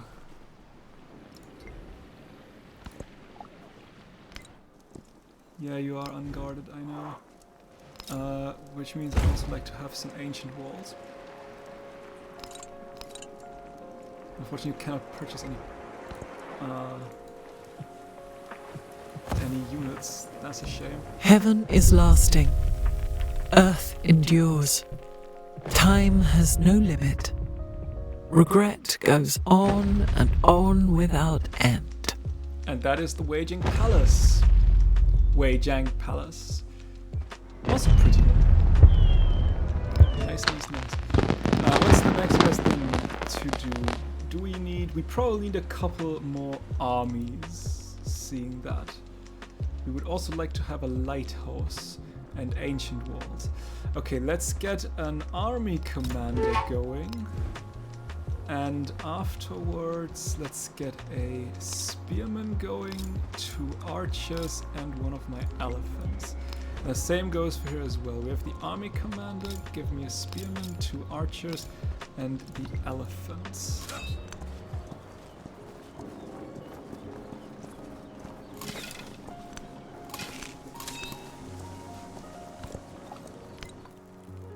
I know you are also pretty in a rough shape.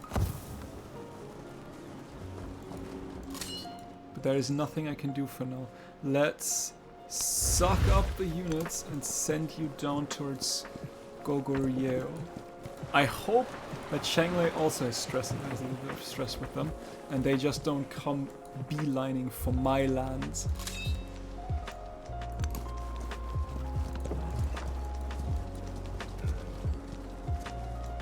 But the good thing is because we're God, so... with such splendid irony. Oh, Nalanda would be a great wonder to have.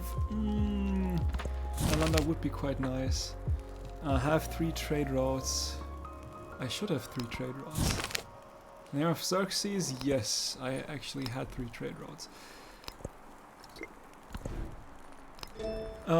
Let's get going. We've got literacy with the Nalanda. Let's get skilled trades going. I would like to have...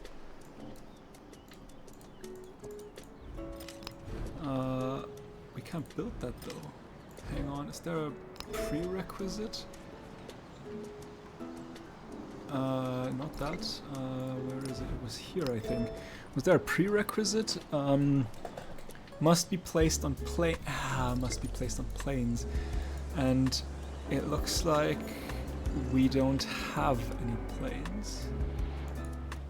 What is a plane? That is a plane, a flat plane. You should be able to build that if you were a city. You have only flat tundra, right? Yeah. So also no wonder for you here.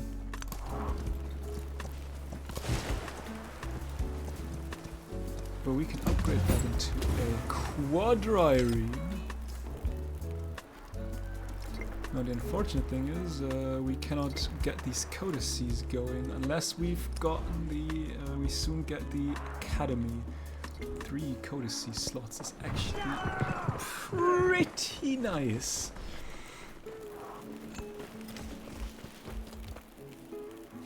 I would like you to go away real quick so that I can deploy my units. Unfortunately, these camels were taken from me. Taken away, I say. An altar, ancient walls. An altar would be quite nice to have in here. You have a naval attack. Then let's navally attack.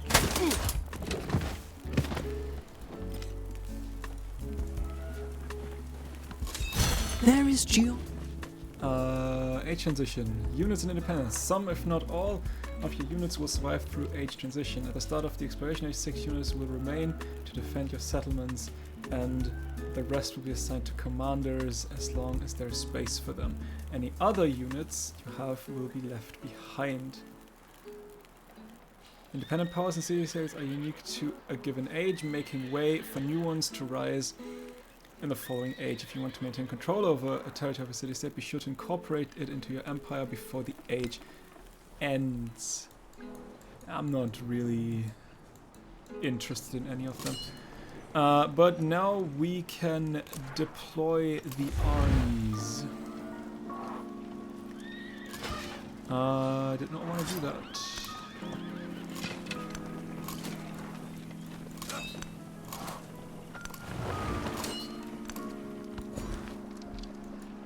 And I'd also like to have a specialist though, but I think I also would like to have some jade going for me. And we can go for the mastery here, or for more codices.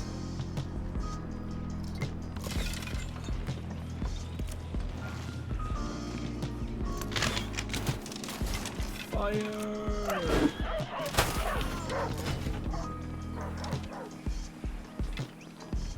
We will wait a turn because I want my army commander to be in range.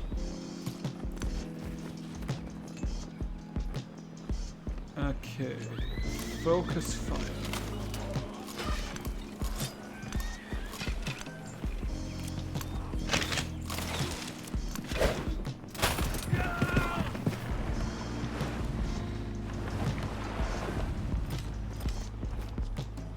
All right. With the army commander in sight, we unfortunately cannot do anything. And there's a promotion available. So what do we want? We've got initiative. We could go for combat strength for infantry or ranged units. Cavalry, siege, infantry, quartermaster, recruitment,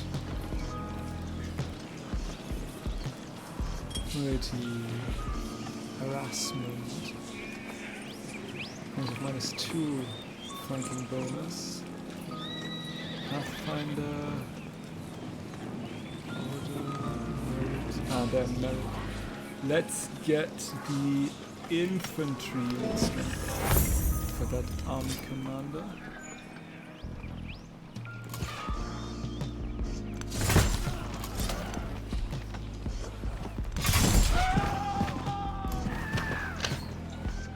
And there is that settlement captured. Now I can build a lighthouse.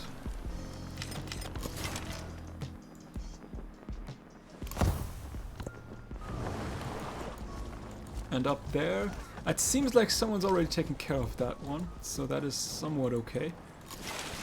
I want to disperse this independent clan. And I want to gather all adjacent land units as well.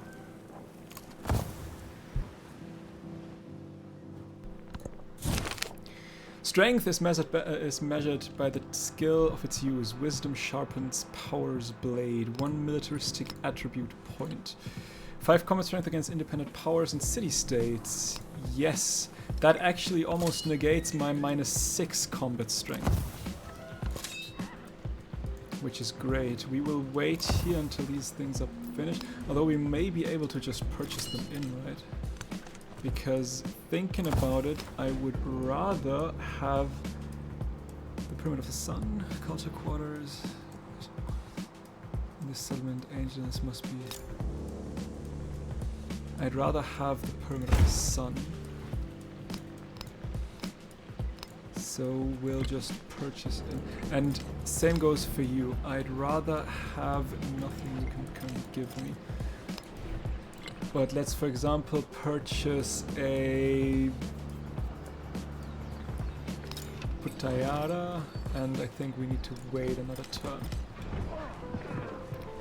That is independent power has been dispersed. Yes, by me.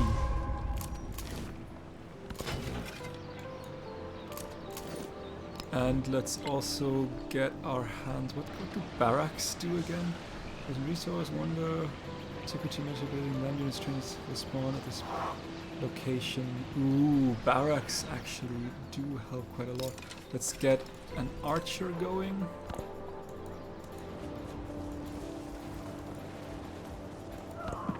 Skill is handed down to me from my ancestors. There is geometry. The Colossus. I would like to have said Colossus. So let's first build the Colossus, because I think that one army commander should help with the issues so far at the very least. Let's get the Sanchi Stupa. It's mine. No, I already have the Sanchi Stupa, I think. So let's get... Yeah, come on, let's get organized military. One settlement limit. Good. Sweet. Let's get the mastery. Just 3 combat strength for infantry units does help quite a lot. Defenseless settlement. Yeah, but there's no one coming. That is the thing. We may be able to purchase, although I would like to have an academy as well. So we may not purchase anything else. We'll see if we can deal with that with just these little things. Because like I said, the academy would help. He heard these horrors and his spirit stirred. Military buildings. Love indeed. Let's get ironworking going. Okay, you have finished as well. We will keep you here because it said that it will come back eventually on a place close by, which hopefully will be somewhere around here and not on that island. If it is that island, I'm just screaming.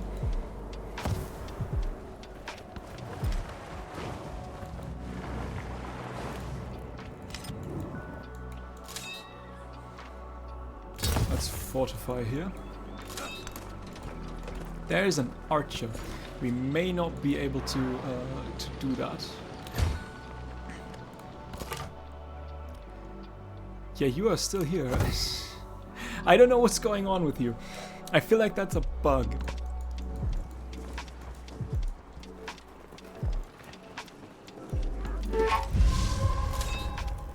Okay, let's deploy the army.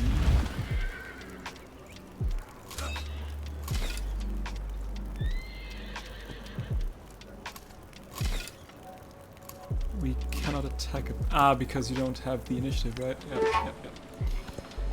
Gotcha. Can you just stay like that? That would be phenomenal. That was what I'm afraid of. And in we go. Rumors and portents. In the spaces between, in the distant points of the map, the steady growth of prosperity and population intensifies, even as the great civilizations of the world expand. Land once thought wasteland turns to pasture, and expanding families mean more second and third children. Eager to make a name for themselves, ambitions grow, and the eyes of the steppes and mountains, the forests and deserts turn hungrily towards the great cities.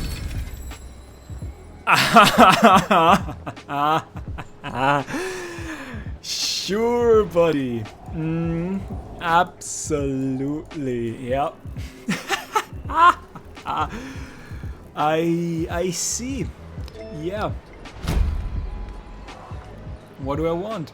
Science buildings, culture buildings, 3 combat strength against independent powers. Yes, please. And crises, 1 happiness in all cities for each commander level. Sure. Let's do that. Okay, you just get attacked. I don't know by what or by who or what's going on, but I don't think I need you anyway.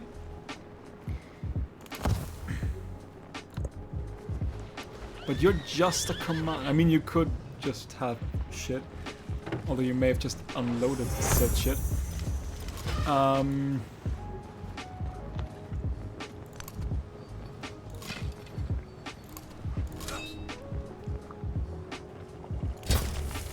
Let's build a fortification here. You could actually use another thingy. Yeah, you know what? I cannot. Unit cannot be. Unit cannot be damaged. I see. I see. Then whatever is killing it up there, just go for it. Whee! That hurts. Let's please fortify as well. And an army commander, give me Bastion. Please.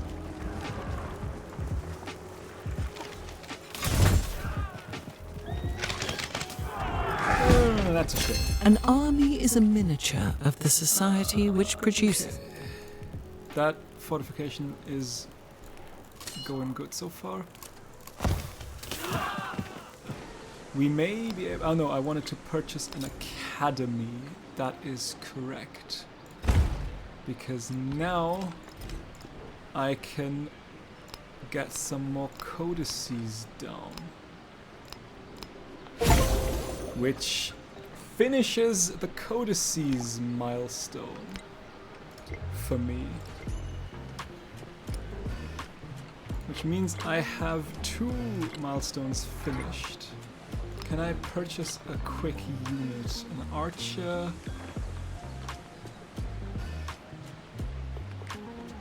Yeah, let's get another archer going. I think that was a smart idea. That was decrease your relationship with the other leaders. Your relationship will decrease by 60 over... no. How about no? Why would I? Any idea on why? Yeah, let's get that one. Speaking of, can I now... I can now get some more resources in gold or production in any other city. Yes, please. Is there anything else that gives me... that lets me play stuff? Increase number of resources that may be assigned to the settlement by 1. Now that sounds absolutely lovely, because I think I'm not that far off. Yeah, I need 1 more to get another thing.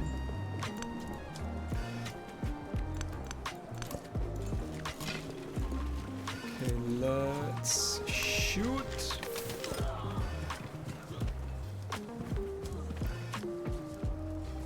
Haha, I gained stuff. Okay, that is all the techs unlocked, and now I can only do future tech, which gives me a wildcard attribute point, a boost for a starting tech in the next era, and 10 age progress.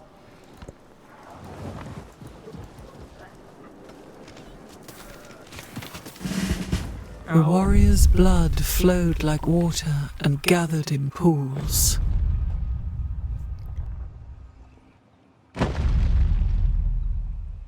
Pyramid of the Sun.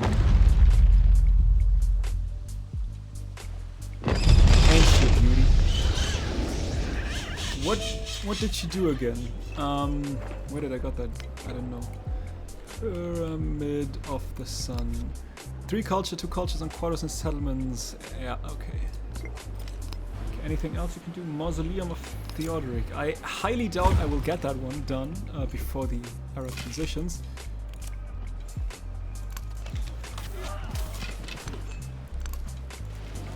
Can we get another archer?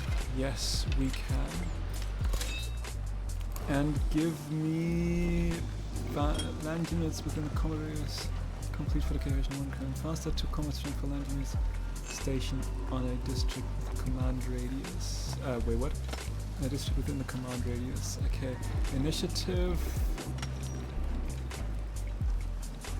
What is that? 10 HP to fortify districts in the city when stationed, and that is 3 combat strength for fortification for land units within the command radius. Let's get that one going. Because I feel like that archer will die next turn. Yep. That's okay. We have some more on our way. Defenseless city. There's a command. Which means I would like to have an archer in that city at the very least. Take me there. Ah, they do the exact same thing. I see you there, my friend, and with friend I don't mean friend.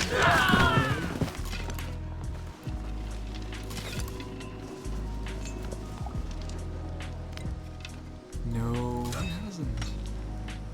Let's heal up.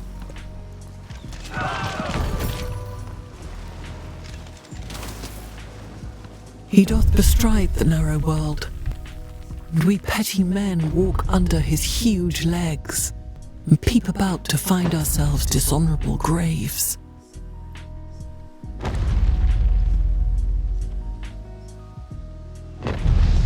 Yes, the Colossus. All the world. Meaning that I can now put some more stuff, which is a new milestone for me. Let's get the happiness going. And that one. And we can actually get the last thing right here. I would also like to have that resource. The Scourge unveiled. Ambition finds a home in the hearts of the once scattered people of the places in between. A great scourge has amassed with an eye towards the settled world. A scourge is not one strand, but many. Each an army led by commanders seeking their own chance at dominion, seeking to claim the mantle of civilization, or leave it shattered. With their arrival comes a fracturing of what peace remains in the land. The time has come to kill or be killed, to fight or perish, to seek, to catch the whirlwind in a net. Oh yeah. Could get for the citizenship mastery. You could also go for philosophy to get the Angkor Wat and 1 science from specialist and a social policy slot. Or commodities, 1 resource commodity units here. I think medicine sounds like a good idea to me. I would like to... Now the issue is... No! I did not mean to do that. Let's shoot you. Now the problem is I have a mountain range here. Hatshepsut has finished... You're Hatshepsut, right? Yes. Has finished what? The Wonder Ha-Amonga Amaur. Where?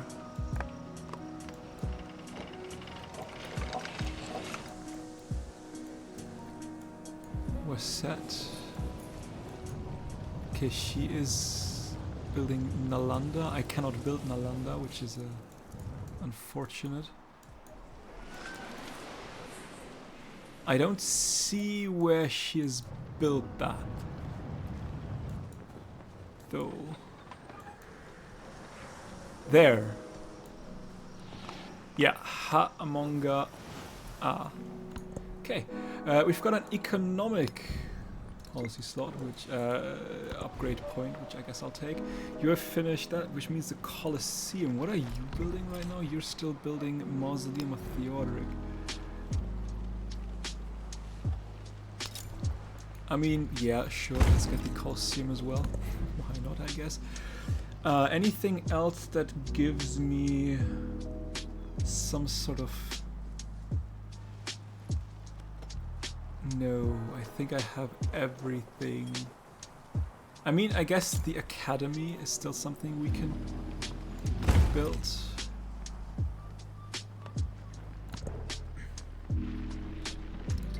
Not that we need that.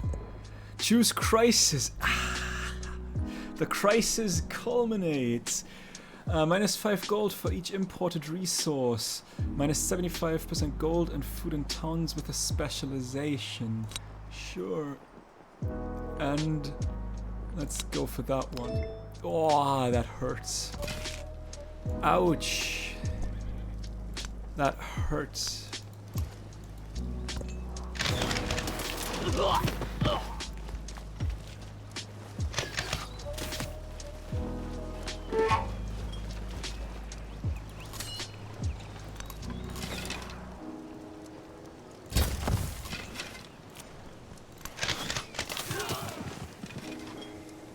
Okay, yeah, you are still undefended, but that is, I think, okay. I can live with that.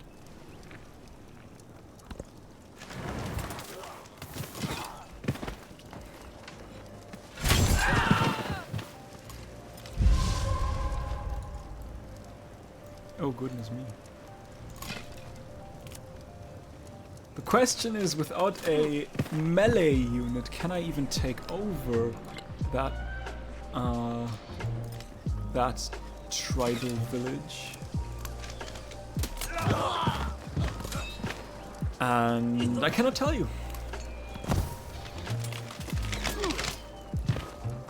But I guess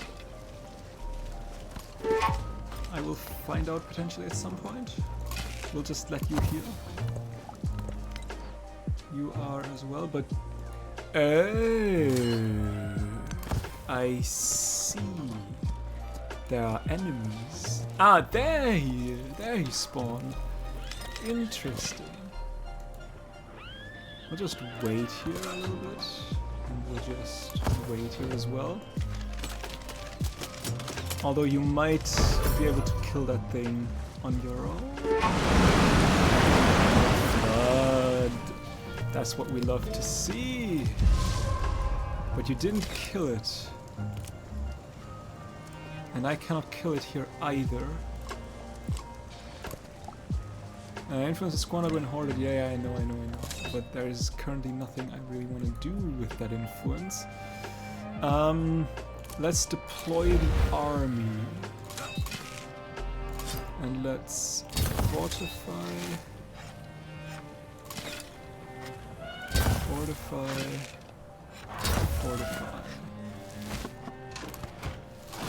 We can upgrade to a better elephant.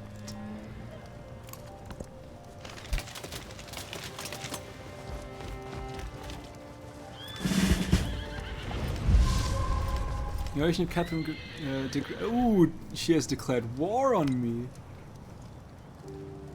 Catherine. Who is Catherine? Are you Catherine? No, you're Hatshepsut. Where the hell is Catherine? You are Catherine, right? Yeah. Huh! Now that is interesting. But you are Hatshepsut thingies. That still doesn't do anything. We can upgrade you, however, which means I would like to have combat strength for cavalry.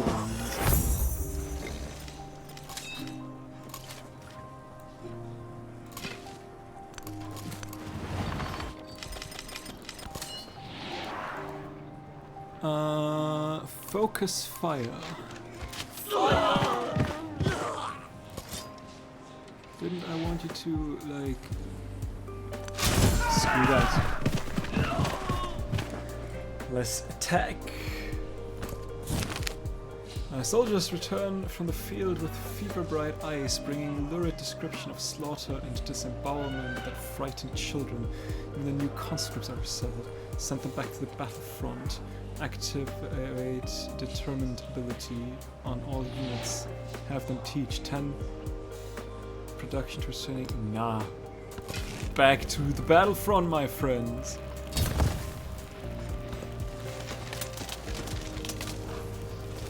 Can you make some damage, please? We are at 99%. We will probably not finish anything here.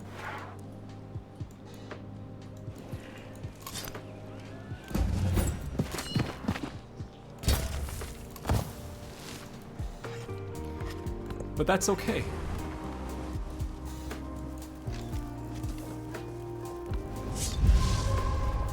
And 100%.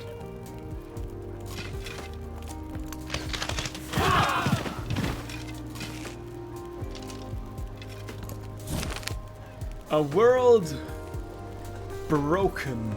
The scourge has ended. And the world yet turns, but its shape is unfamiliar. Peoples displaced from their homelands make new homes where they have settled.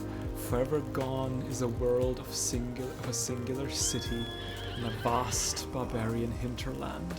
Now, those that city dwellers once looked down upon were their own crowns, and tongues once thought unfit for the capital are spoken by the monarchs. The ancient era has passed on to a new time of interconnection. Even we have not remained untouched as a wave of refugees and immigrants reshape who we are, what tongue we speak, and what stories we tell. The age of antiquity is ending. Who will carry out our legacy? Establish an alliance with another leader. Yes. I'd like to alliance some stuff here. Yes.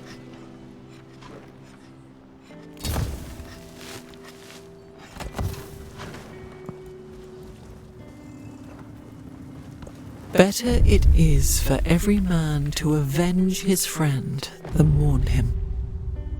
But we have gotten the mausoleum of Theodoric. Lovely.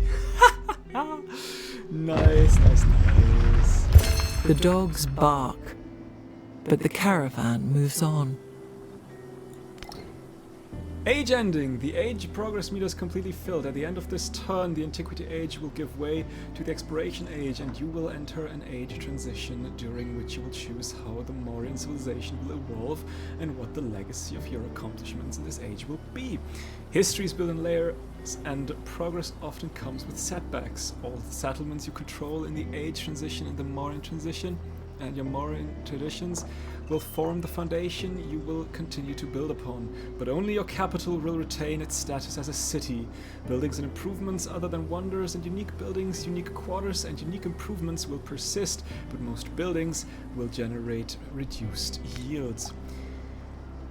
Gameplay specific to the Antiquity Age, such as pantheons, your current government, city-states, trade routes, and diplomatic relationships will be replaced by new forms unique to the Exploration Age. Your commanders will persist to the next age, and some units will remain and upgraded to Exploration Age counterparts. The first stage of your journey is ending, but a new world of possibilities is beginning. Prepare to discover new technologies, cultures, peoples, and continents as you enter the Exploration Age. Which most likely means we won't be able to finish the Colosseum, now does it? And we also won't be able to get philosophy or the mastery of citizenship. We can repair a plantation. I think that is something we could do.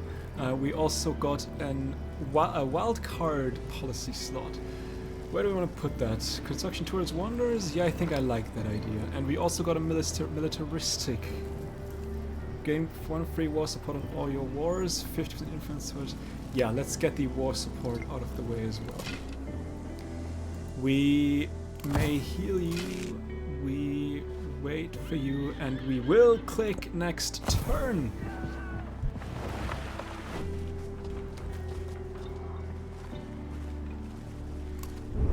And thus, the age of antiquity comes to an end. Innovation demands to be remembered. However far Maurya ambition reached, its memory would reach farther.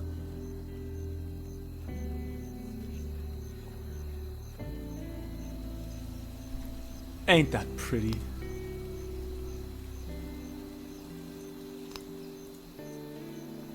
Do I do anything here?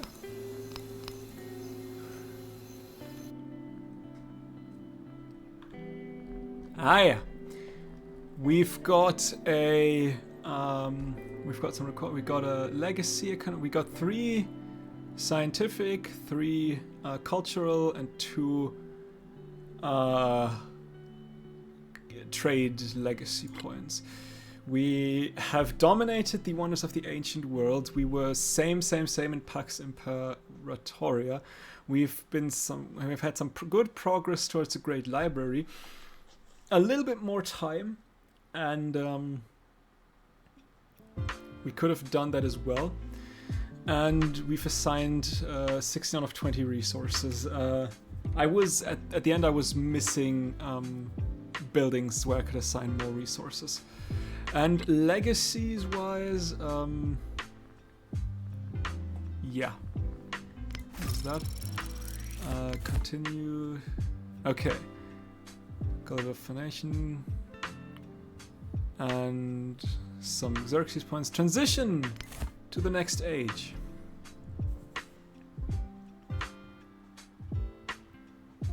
Okay, and here we can take a look.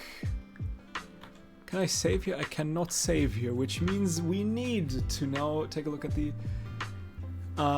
next civilizations we can take. We can take the Kola, the Inca, the Majapahit, the Shawnee, the Abbasid, the Hawaii, the Ming, the Mongolia. No, these are locked, right? Yes, these are locked because we can. Yeah, we these are all the exploration age civs, but we can only take the Kola or Shola or whatever, the Inca, the Majapahit, and the Shawnee. The Kola gives me a unique naval unit, a unique naval commander that has 1 movement and greater sight. Opposing military units gain -3 combat strength, and the 500 lords unique quarter gives 5+5 land trade route range and 15 naval trade route range, and 2 extra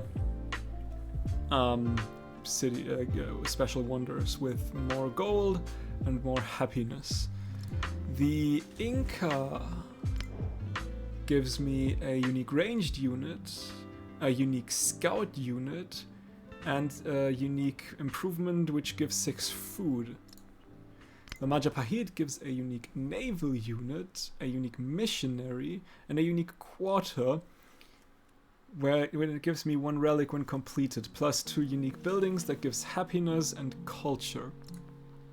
And the Shawnee gets a unique infantry unit, a unique missionary, and a unique improvement that gives food and gold. I think, given that we are a rather trade-friendly civ, I think the Kola with their unique district absolutely helps. So we will choose them. The monsoon gathers, filling sails and banners, pushing the fierce Chola toward their destiny. Chola. Interesting. Okay.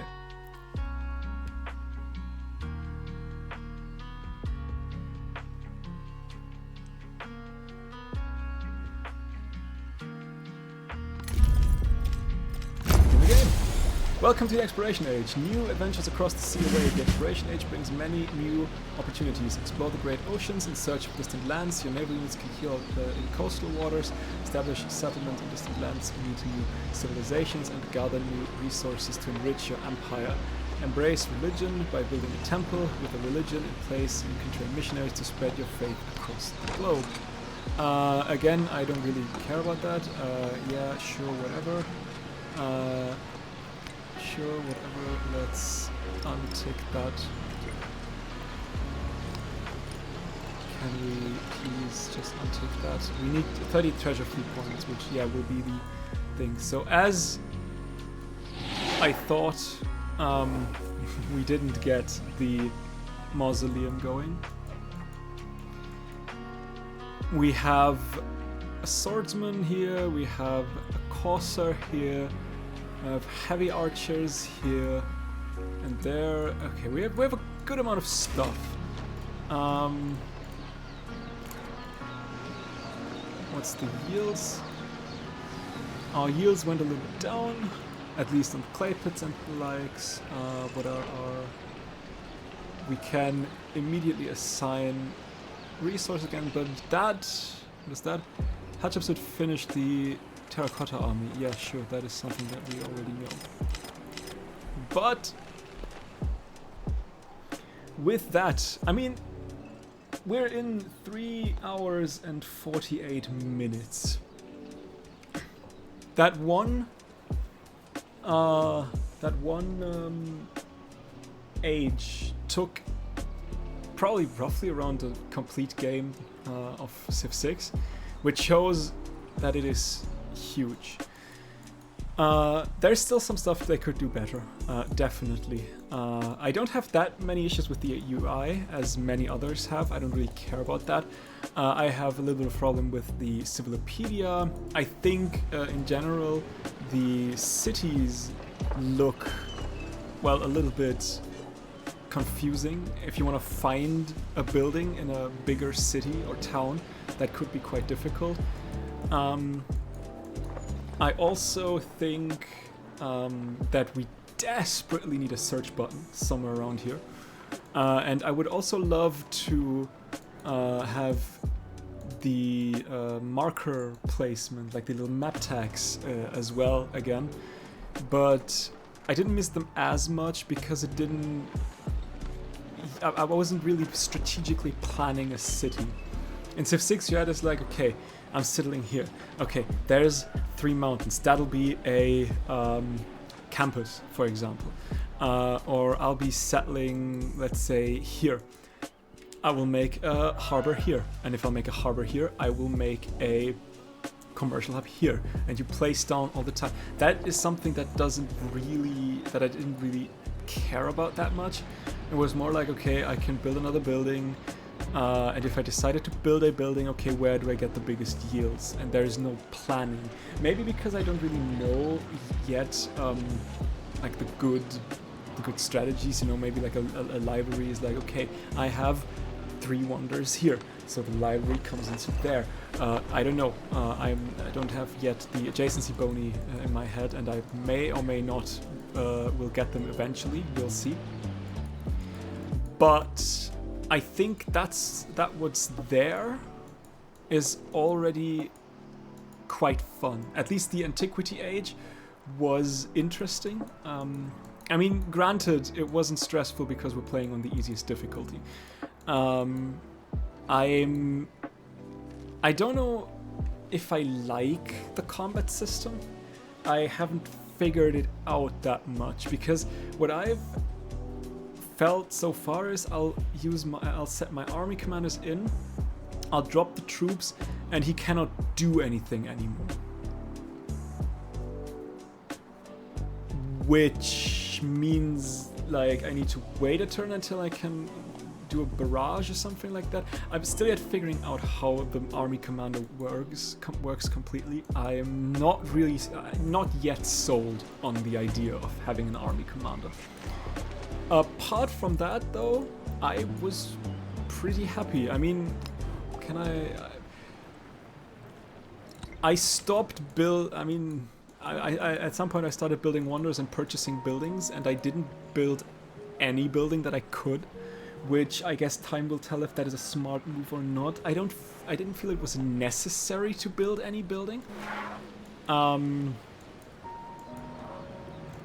maybe, especially in the early games, if I had put more focus on like granaries and stuff like that, maybe that would have been a different case.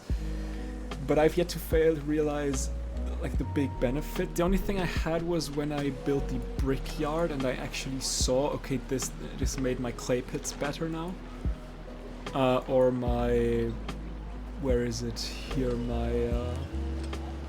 my marble. Other than that, I didn't really see any need to build these things. In my opinion, I also had some big cities. I don't know if that is actually the case or if I'm just imagining things. But I guess we'll see. And yeah, next time we'll tackle the exploration age. And I feel like 1 age per stream is something that seems sensible to do, but that might mean that I need to restructure my streaming schedule a little bit and start a little bit earlier, because when I normally start at 7 p.m. and I would finish a stream then at around 11 p.m., which is a little bit late for my taste. So I guess we'll see how this works. Other than that, I was quite happy. I mean, it's a little bit of a shame that there is one natural wonder on what seems like the entire, or almost the entire continent. I don't know, there may be one up there, but even then that's 2 natural wonders on that big of a continent. That seems a little bit, it seems like it could be a bit more. That seems a little bit sparse. I'm also not sure if I like the road movement. We had it there, not anymore because the city state was quite big, but there was like a almost perfect triangle, and it seems a little bit unnatural to me. Or like the straight road, just with no uncompromising, just goes straight there. And I feel like there's a big river. It could have like snaked along that, or at the very least have some like physical bridges or some shit. But no, it's just pathing over the river like the river isn't even there. That is something that I would have wished to see. Then again, coming from Civ 5, where the roads were pure chaos, I don't think I can complain that much. But here you see it. I need to go a little bit further back. That's like a perfect like triangle. It doesn't feel natural.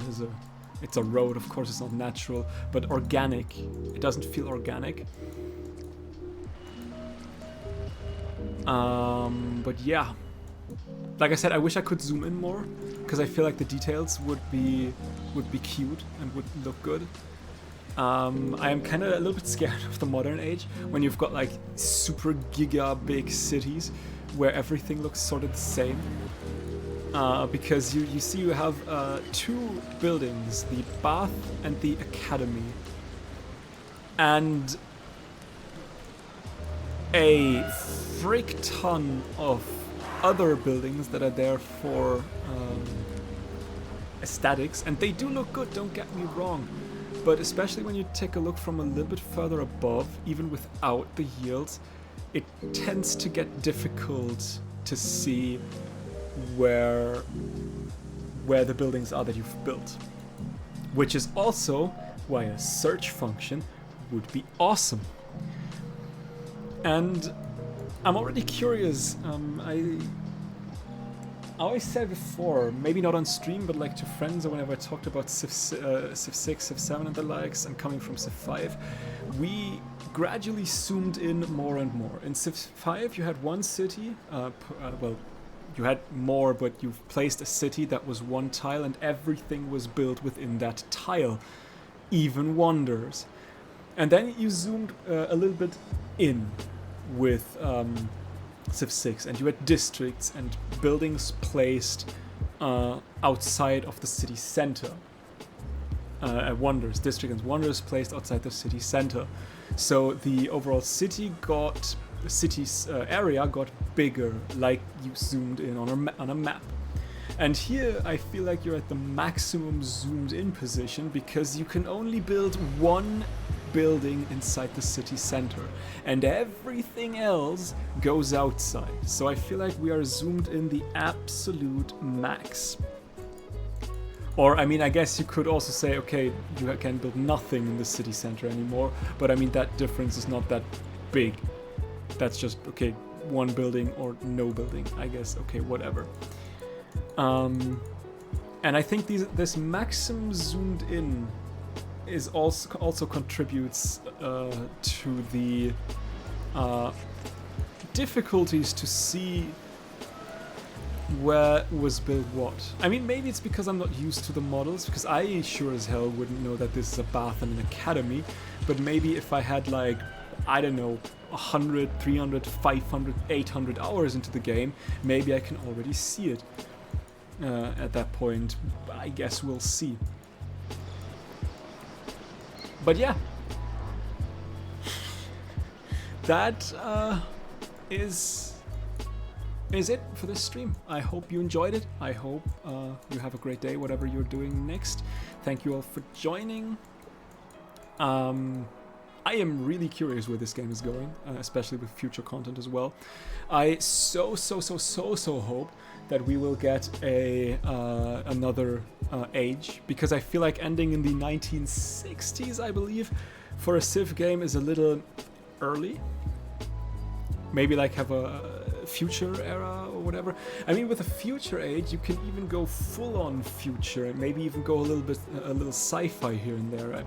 I don't think many people would mind Civ going a little bit sci-fi instead of saying, okay, you know what, let's keep the future a little bit brief because we don't know what will happen and when stuff will happen. But yeah, like I said, that's enough rambling, enough chit-chatting from me. As always, if you want to rewatch the stream, or because you haven't watched it or you want to watch it again, you can always check out my VOD's channel linked on my Twitch. And for everyone else, have a great day, and I will see you in the next one. Bye!